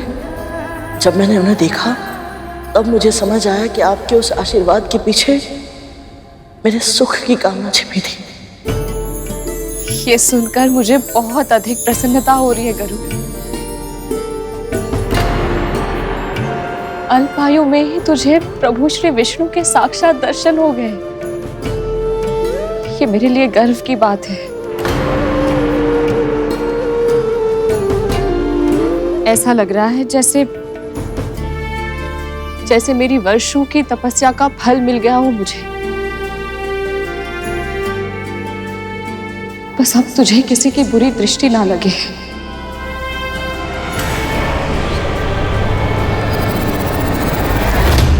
कब तक ये इधर उधर की बातों में समय नष्ट करता रहेगा? मुझे तो बस ये जानना है कि शेषनाग ने इसे मेरे और विंता के बारे में क्या बताया है।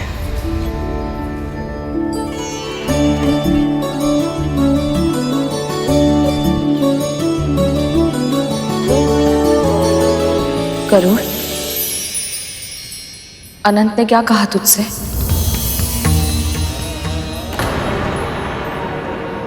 एक ना एक दिन तो सत्य सामने आना ही है पुत्र।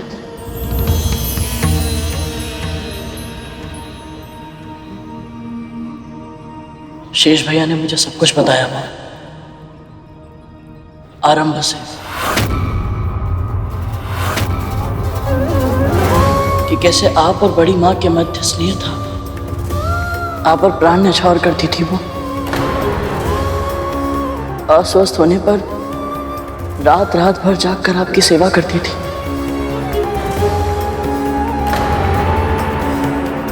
पर जिस दिन महर्षि दुर्वासा ने अपनी परिजात माला उनके स्थान पर आपको दे दी, उस दिन के बाद सब कुछ बदल गया।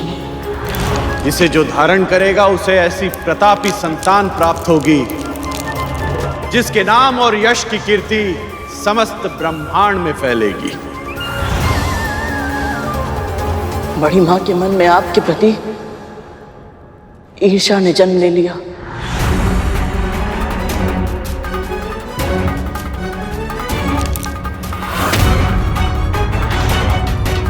और मैं समझ ही नहीं पाई। अवगुण ऐसे ही होते हैं माँ, समय रहते हम उन्हें पहचान नहीं पाते। कभी कभी हम स्वयं उसका शिकार बन जाते हैं और हमें आभास भी नहीं होता। जैसे कि मेरे और अरुण भैया के जन्म से पहले नागों के जन्म के कारण आप भी ईर्ष्या का शिकार बन गई थी।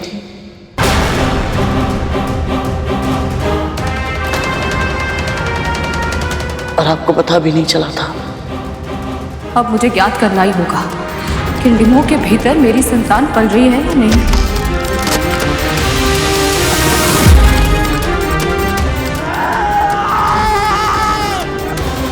मैंने अरुण के डिम के साथ जो पाप किया था, इसे उसके बारे में पता है।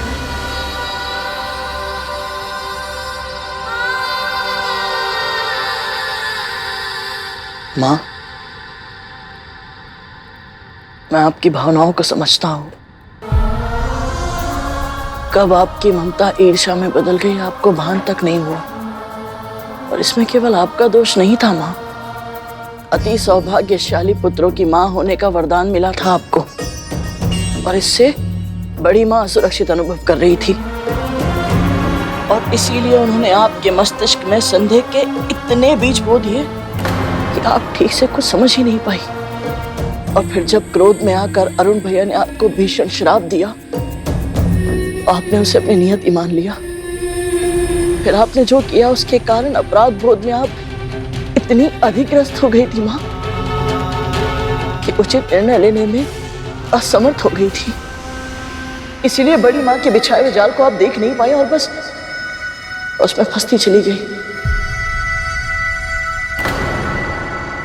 और फिर अरुण भैया के अर्ध विकसित स्वरूप में जन्म लेने का पूरा दायित्व आपने अपने ऊपर ले लिया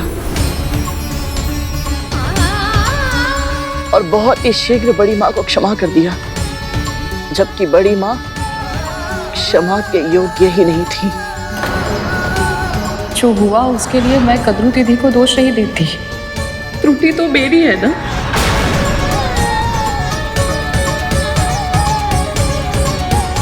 ये सब अनंत ने कहा तुझसे? नहीं माँ, शेष भैया को तो अरुण भैया के जन्म के बाद की घटनाओं के बारे में कुछ पता ही नहीं है। मुझे भी एक पल के लिए ऐसा लगा कि आपकी दासी बनने के कारणों को जानने का जो मेरा प्रयास है ये बस अब असफल रह जाएगा। पर प्रभु श्री विष्णु ने मुझे संकेत दिया कि मैं अदिति माँ के पास जाऊं।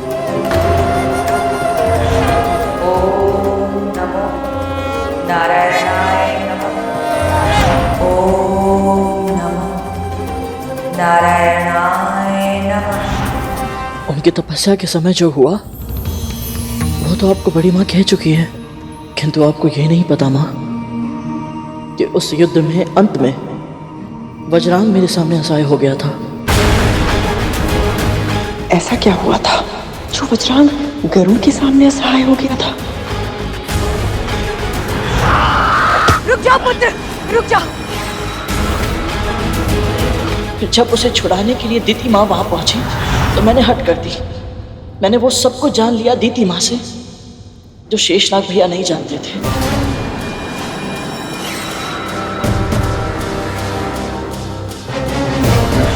जब तक हमें उसके सामर्थ्य का अनुमान पूर्ण रूप से नहीं लग जाता, हमें विंता को जीवित रखना होगा। केवल विंता ही है जो अपनी संतान को नियंत्रित करेगी।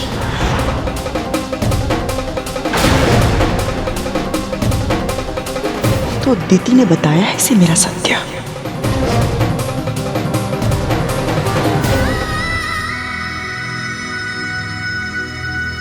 माँ, आप नहीं जानती कि बड़ी माँ ने आपके साथ विश्वासघात किया था।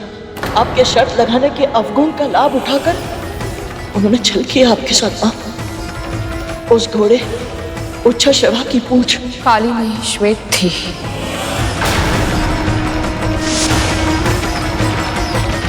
और ये सिद्ध करने के लिए उनके पुत्र नाग के रूप में उसकी पूंछ से लिपट गए थे। अर्थात आपको पता था कि आपके साथ छल हुआ है? प्रारंभ में नहीं पता था। जब उन्होंने कहा कि मैं अपना वचन ना तोड़ूं, इसके लिए आजीवन उनकी दासी बनने की सौगंध लेनी होगी, तब मैंने अपने निकट उनके 1 सहस्त्र पुत्रों को नाग के रूप में सरकते देखा।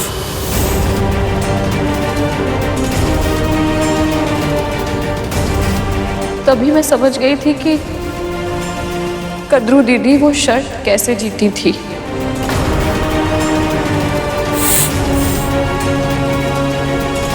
फिर भी आपने उनसे कोई प्रश्न नहीं पूछा। वो शर्त आप जीती थी माँ, फिर भी आपने उनकी दासी बनना स्वीकार क्यों किया? ये तो मैं भी जानना चाहती हूँ विंता, कि मेरे छल के बारे में जानकर भी तू मेरी दासी क्यों बनी? वो शर्त आप जीती थी माँ, फिर भी आपने उनकी दासी बनना स्वीकार क्यों किया? क्योंकि ये मेरा पश्चाताप था।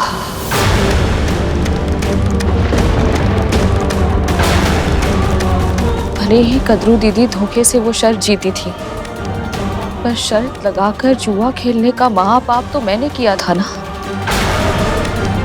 और ये पहली बार नहीं था, उससे भी पहले कई बार केवल आनंद के लिए कुछ दांव पर लगाकर युद्ध क्रीड़ा करना मेरा स्वभाव बन चुका था गरुड़। यदि उस दिन भी मैं शर्त जीतने का प्रयास करती तो मेरा पाप और अधिक बढ़ जाता। मैं नहीं चाहती थी कि मेरे दूसरे पुत्र के जन्म के समय मुझ में कोई कमी हो। अर्थात इसलिए विंता जानबूझकर शर्त हारी थी? यदि माँ में ही अवगुण होंगे तो पुत्र से धर्म के अनुसार कर्म की अपेक्षा कैसे की जा सकती है? मैं स्वयं को सभी अवगुणों और विकारों से मुक्त करना चाहती थी ताकि मैं तेरे सम्मान की अधिकारी बन सकूं।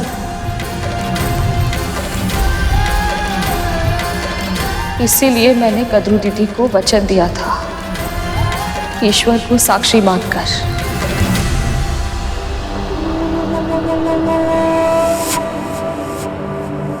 तू जानता है, मेरा वचन ही मेरा सत्य है और मेरा सत्य ही मेरा धर्म।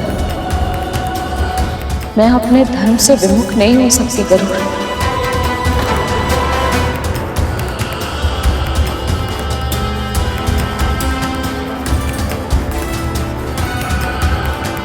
और माँ, पश्चाताप के लिए पूरा जीवन एक दासी के रूप में क्यों? इस विषय में मुझे कोई बात नहीं करनी। तू जानना चाहता था ना तेरी माँ दासी कैसे बनी, तो वो तू जान चुका है।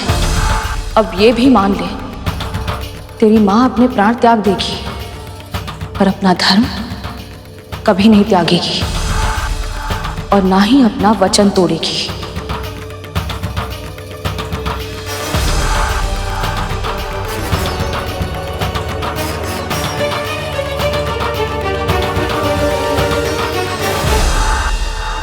ये तो मैं जानती थी कि विंता तेरे लिए वचन और धर्म सर्वोपरि है और तेरी इसी विवशता का लाभ उठाऊंगी मैं।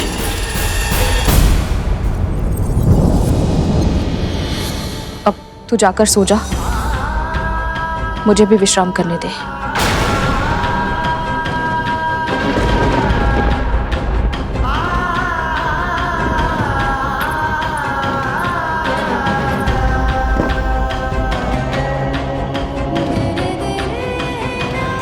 जब माँ ही नहीं चाहती तो इन्हें दास्ता से मुक्त कैसे कराऊंगा मैं?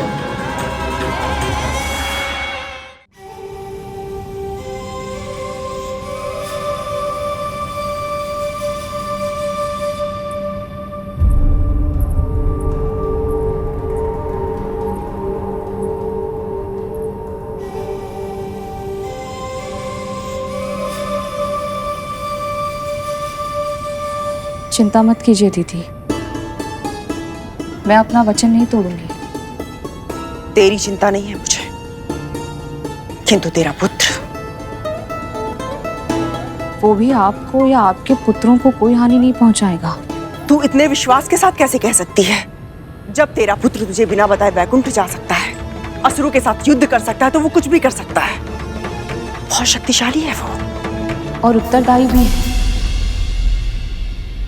वो अपनी शक्ति का प्रयोग किसी अनुचित कार्य के लिए कभी नहीं करेगा। उसमें मेरे संस्कारों के साथ साथ अपने पिता के गुण भी हैं। देखिए उसे, इतना कुछ जानने के बाद भी कितनी शांति से चैन की नींद सो रहा है। दीदी, हम दोनों उन महर्षि कश्यप की पत्नियां हैं जो जल में रहकर भी कमल की तरह निरासक्त हैं। जैसे कमल जल के भीतर रहकर भी जल की एक बूंद से भी अछूता रहता है, वैसे ही हमारे स्वामी भी सांसारिक विषयों से विमुख रहते हैं।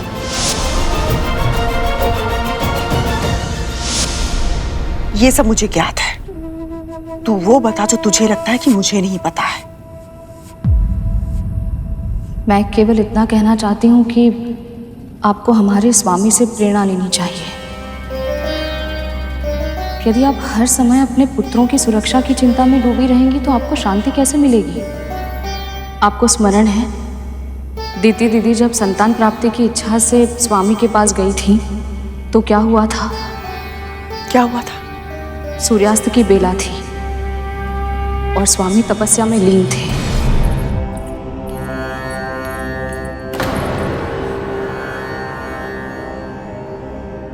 कहिए देवी। कल्याण। स्वामी, मुझे अदिति दीदी की तरह संतान चाहिए। तथास्तु। स्वामी, मुझे अभी चाहिए। अभी अभी अभी तो सूर्यास्त हुआ है देवी, और यह उचित समय नहीं है संतान धारण करने के लिए। इस बेला में संतान धारण करने से उनमें तामसिक गुण आ जाते हैं देवी, और बड़े होने पर उनमें दुष्ट प्रवृत्ति पूरी तरह से छा जाती है। इसलिए हमें उचित समय की प्रतीक्षा करनी होगी, ताकि आप केवल तन से ही नहीं, मन से भी चरित्रवान और शक्तिशाली पुत्रों को प्राप्त कर सके, जो सदैव अपने धर्म के मार्ग पर चले। नहीं स्वामी, नहीं, मैं प्रतीक्षा नहीं कर सकती।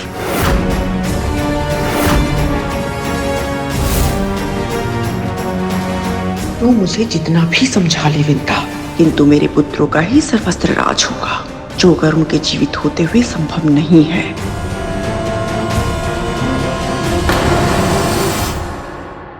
अभी अभी तो सूर्यास्त हुआ है देवी, और यह उचित समय नहीं है संतान धारण करने के लिए।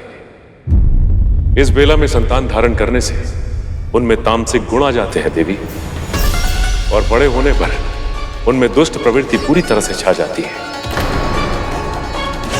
नहीं स्वामी, नहीं, मैं प्रतीक्षा नहीं कर सकती। पति के समय पर पत्नी का भी कुछ अधिकार अवश्य होता है, और पति पत्नी के संबंधों में पत्नी की इच्छा का सम्मान होना चाहिए स्वामी। यदि यही आपकी इच्छा है देवी, तो हम अपने कर्तव्य का पालन अवश्य करेंगे।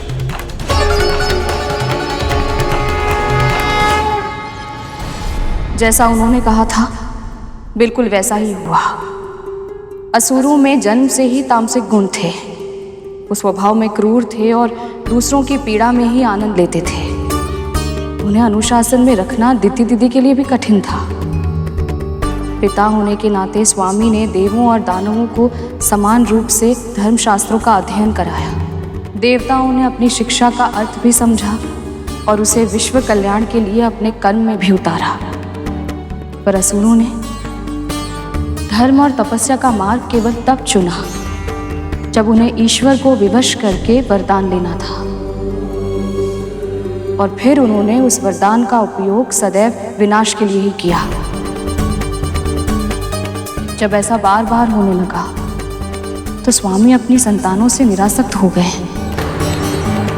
शिक्षा देने के बाद उन्होंने सभी संतानों को अपने कर्म के अनुसार फल भोगने के लिए छोड़ दिया। अपनी संतानों के विवादों में ना वो किसी की रक्षा के लिए बीच में आए और ना ही किसी के समर्थन के लिए। जैसे ना वो मेरे लिए आए, ना ही मेरी संतानों के लिए, है ना? मैंने ऐसा नहीं कहा दीदी। नहीं कहा, किंतु कहना यही चाहती थी ना। तेरा पुत्र वैकुंठ से लौट आया तो तू अपना स्थान भूल गई है।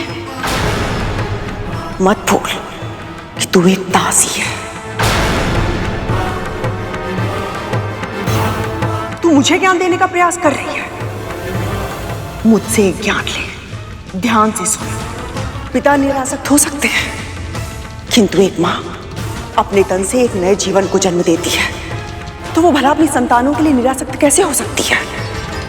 उसकी केवल इतनी ही कामना होती है कि उसके पुत्रों का भविष्य उज्जवल हो। वो केवल इतना चाहती है कि उसके पुत्र शक्तिशाली हो, समस्त संसार का सुख भोगे और सब पर राज करे। मां होने के नाते मेरे पुत्रों के लिए जो आवश्यक होगा मैं वो सब करूंगी।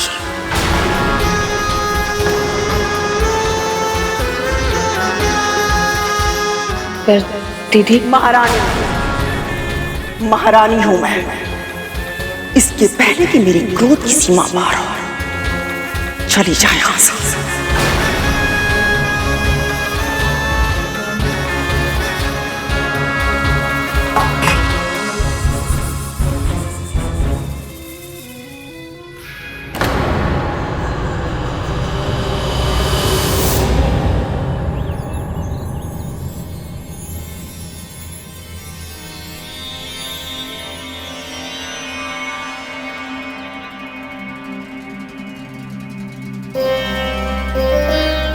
माँ,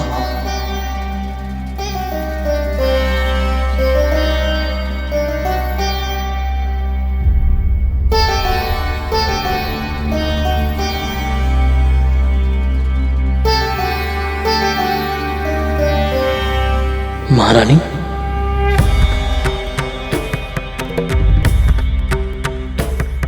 वे माता ही सही, किंतु माँ तो मैं भी हूं ना।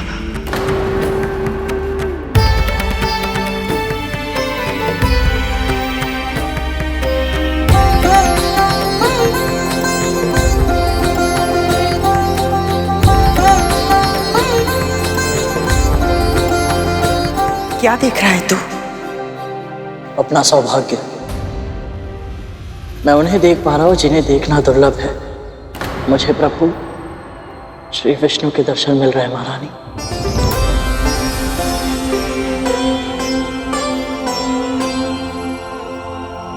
मुझे तो वहां कुछ नहीं दिखाई दे रहा। तुझे प्रभु कहां से दिखाई दे रहे हैं? जब से मैं वैकुंठ में उनके दर्शन करके आया हूं, तब से जब भी मेरा मन थोड़ी देर के लिए स्थिर होता है, तो मुझे सभी वस्तुओं में, वातावरण में, चारों दिशाओं में बस प्रभु ही दिखाई देते हैं। किंतु ये कैसे संभव है? जब मन में शंका का अंधेरा नहीं, भक्ति का प्रकाश निवास करता हो, तो सब कुछ संभव है महारानी। मेरी आंखों से देखिए,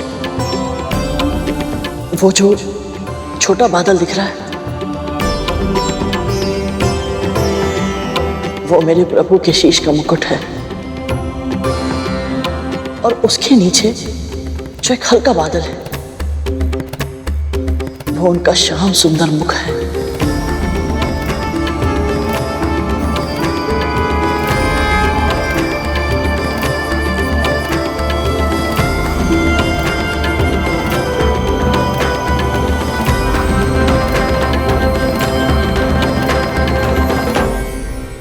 ब्रह्मा ने सृष्टि की रचना की, शिव उसके लयंकर है, जिनमें सब लय हो जाता है। प्रलय भी उन्हीं में है और विलय भी उन्हीं से है। पर प्रभु विष्णु, आप समस्त संसार में व्याप्त हैं, कण कण में वास करते हैं। आप हमारे पालन करता है प्रभु। जब इस धरती पर अधर्म बढ़ता है, तब आप अवतार लेते हैं, ताकि अधर्म का नाश हो और धर्म की पुनर्स्थापना। आप महान हैं प्रभु, आप महान हैं। महारानी, आप श्री नारायण के बारे में इतना कैसे जानती हैं? तुझे क्या लगता है बस तेरी माँ को ही नारायण के बारे में पता है? मेरी तरह महारानी भी दक्ष पुत्री है। प्रभु भक्ति हमारे पूरे परिवार की रगों में रक्त की तरह बहती है। एक सत्य बताऊं तुझे, बचपन में विष्णु जी के पहले अवतार की कथा इन्होंने ही सुनाई थी मुझे।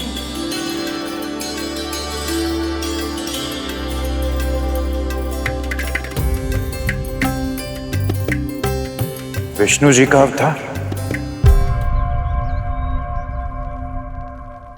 सत्य मां, प्रभु ने पृथ्वी में जन्म लिया था। पर कौन सा अवतार मां, और क्यों? प्रभु विष्णु कहते हैं, जब जब धर्म की हानि होती है और अधर्म की वृद्धि होती है, तब तब सत्पुरुषों का उद्धार करने के लिए, पापियों का विनाश करने के लिए और बुराई को मिटाने के लिए तथा धर्म की पुनर्स्थापना करने के लिए वो प्रकट होते हैं। महारानी, मुझे इस कथा को जानने की बहुत इच्छा हो रही है। हम सभी सुनना चाहते हैं महारानी, और आपसे अधिक सुंदर ढंग से इस कथा को और कोई नहीं कह सकता। सुनाइए ना। ठीक है।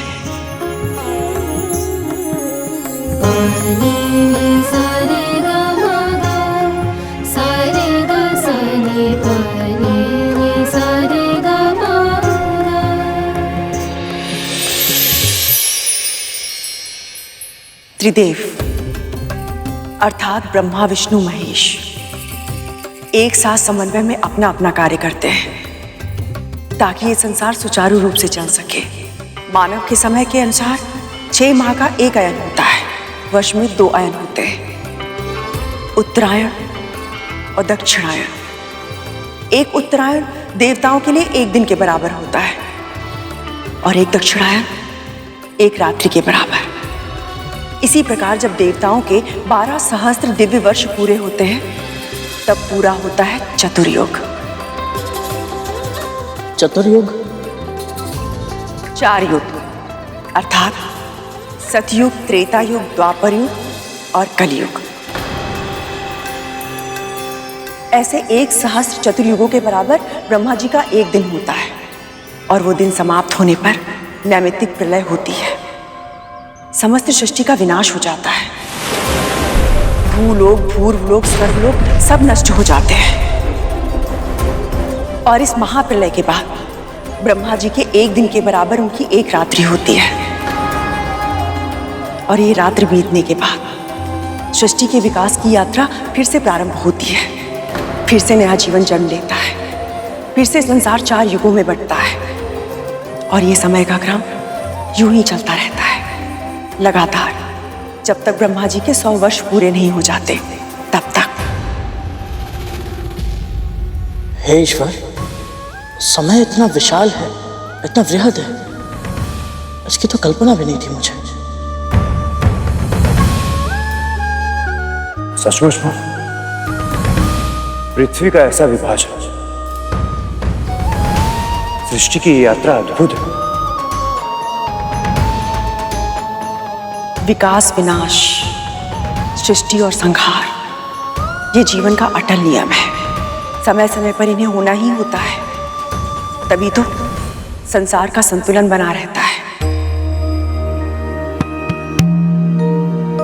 ऐसे ही एक समय आया था प्रलय का, जब धरती पे महाराज सत्यव्रत शासन कर रहे थे। ओम सूर्य देवाय नमः। ओम सूर्य देवाय नमः। महाराज सत्यव्रत, मत्स्य, मुझसे तुम बात कर रहे हो? जी महाराज, मैं आपकी शरण में हूं, मेरी रक्षा कीजिए। सत्यव्रत अपने धर्म का पालन अवश्य करेगा। ऐसा कहकर महाराज सत्यव्रत ने उस मत्स्य को अपने कमंडल में रख लिया।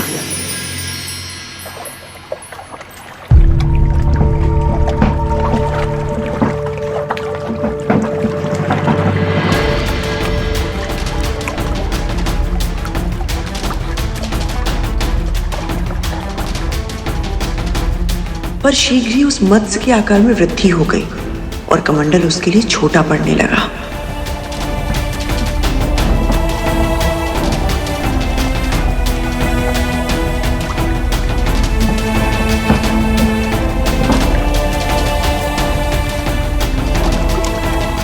तब महाराज को एक बार फिर उस पर दया आई और उन्होंने उस निरीह प्राणी को कमंडल से निकालकर एक बड़े पात्र में डाल दिया।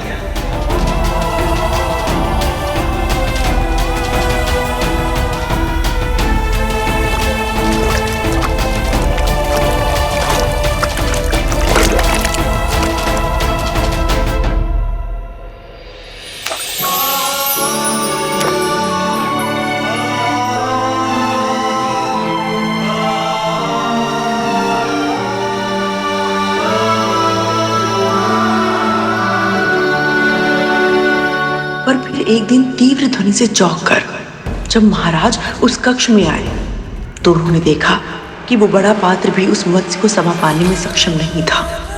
मत्स्य का आकार और भी बढ़ चुका था, पात्र टूट चुका था और मत्स्य अपने जीवन के लिए संघर्ष कर रहा था।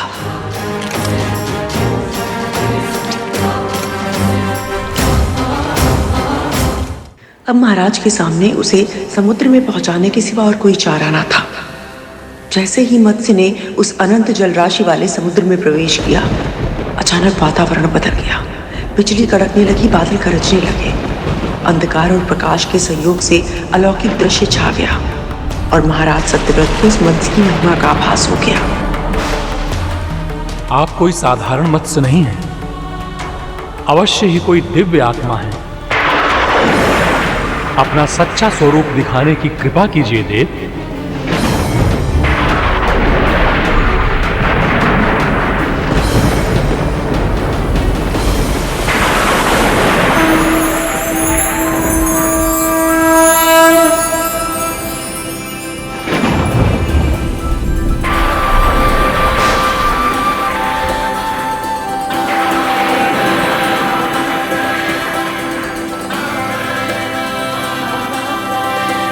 प्रणाम प्रभु।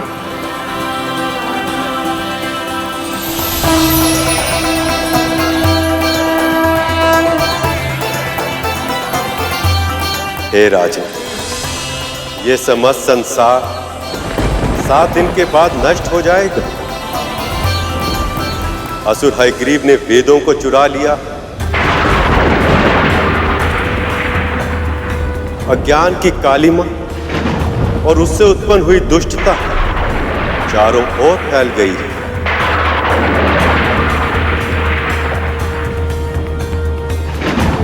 संसार में अधर्म और पाप छाया हुआ, इसलिए मैंने हयग्रीव के प्राणों का अंत करने के लिए और उसके द्वारा फैलाई गई बुराई को पूर्ण रूप से समाप्त करने के लिए मत्स्य रूप में यह अवतार लिया।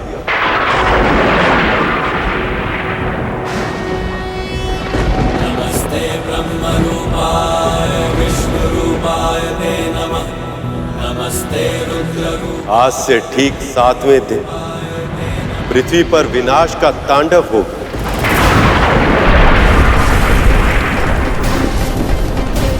भयानक वर्षा होगी, समुद्र का जल स्तर इतना अधिक बढ़ जाएगा कि पूरी पृथ्वी उसमें डूब जाएगी।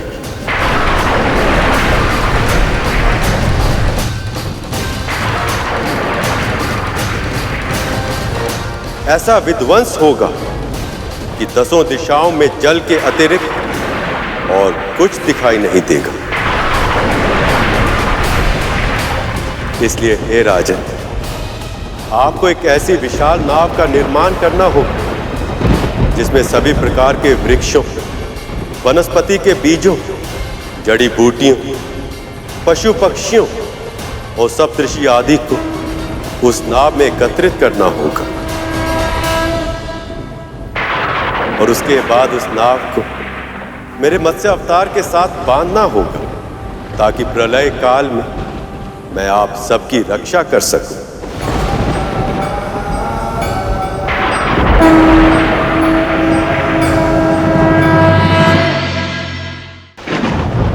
कालांतर में जब सृष्टि का सृजन होगा तब उस नए संसार की आप प्रजापति कहलाएंगे। विनाश के मध्य जीवन के संरक्षण और विकास का दायित्व आपको ही निभाना होगा।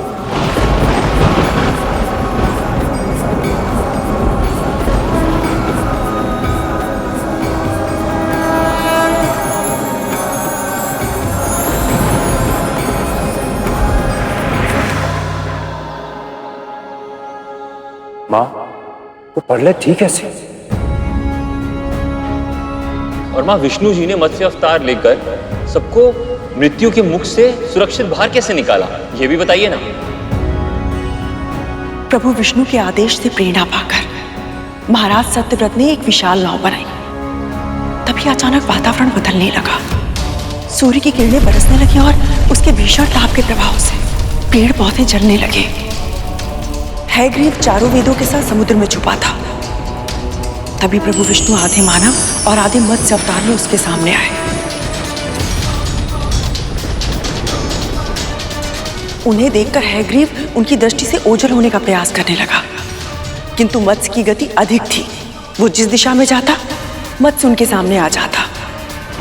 अब असुर घबराने लगा, शीघ्र ही ज्वालामुखी फटने लगा। पिघला हुआ लावा अपने मार्ग में आने वाली हर वस्तु को जलाने लगा। पहाड़ों पर हिम पिघलने लगी और फिर आई हिम की आंधी। उधर हयग्रीव उस विशाल मत्स्य को देखकर चिंतित था। अपने दिव्यास्त्रों से बार बार वो उन पर प्रहार करने लगा। तभी तभी मत्स्य ने अपना मुंह खोला और सारे तीर, भाले, अस्त्र शस्त्र सब अपने मुख में समा लिए। ये देखकर हैग्रीव व्याकुल हो उठा। उसके हाथ से छूटकर चारों वेद नीचे गिरने लगे। इसके पहले कि समुद्र तल की गहराइयों में वो सदैव सदैव के लिए खो जाते, मत्स्य ने गोता लगाकर उन्हें अपने मुख में रख लिया। क्रोधित हैग्रीव उन पर आक्रमण करने का प्रयास कर रहा था। तभी प्रभु ने मत्स्य अवतार लेकर एक ही बार में उस असुर का पेट चीरकर उसका वध कर दिया। हैग्रीव का वध होते ही अन्य पशु, राक्षस, दानव और बुरी शक्तियां तड़प तड़प कर अपने प्राण त्यागने लगी। धरती पापियों के बोझ से मुक्त हो गई थी।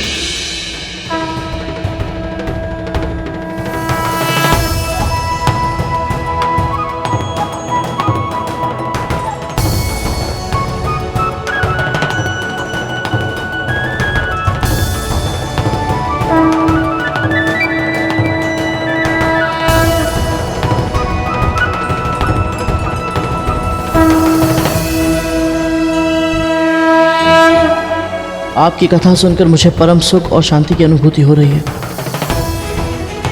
किंतु माँ की दास्ता का भार अभी मेरे मन को खाए जा रहा है। कृपा करें महाप्रभु।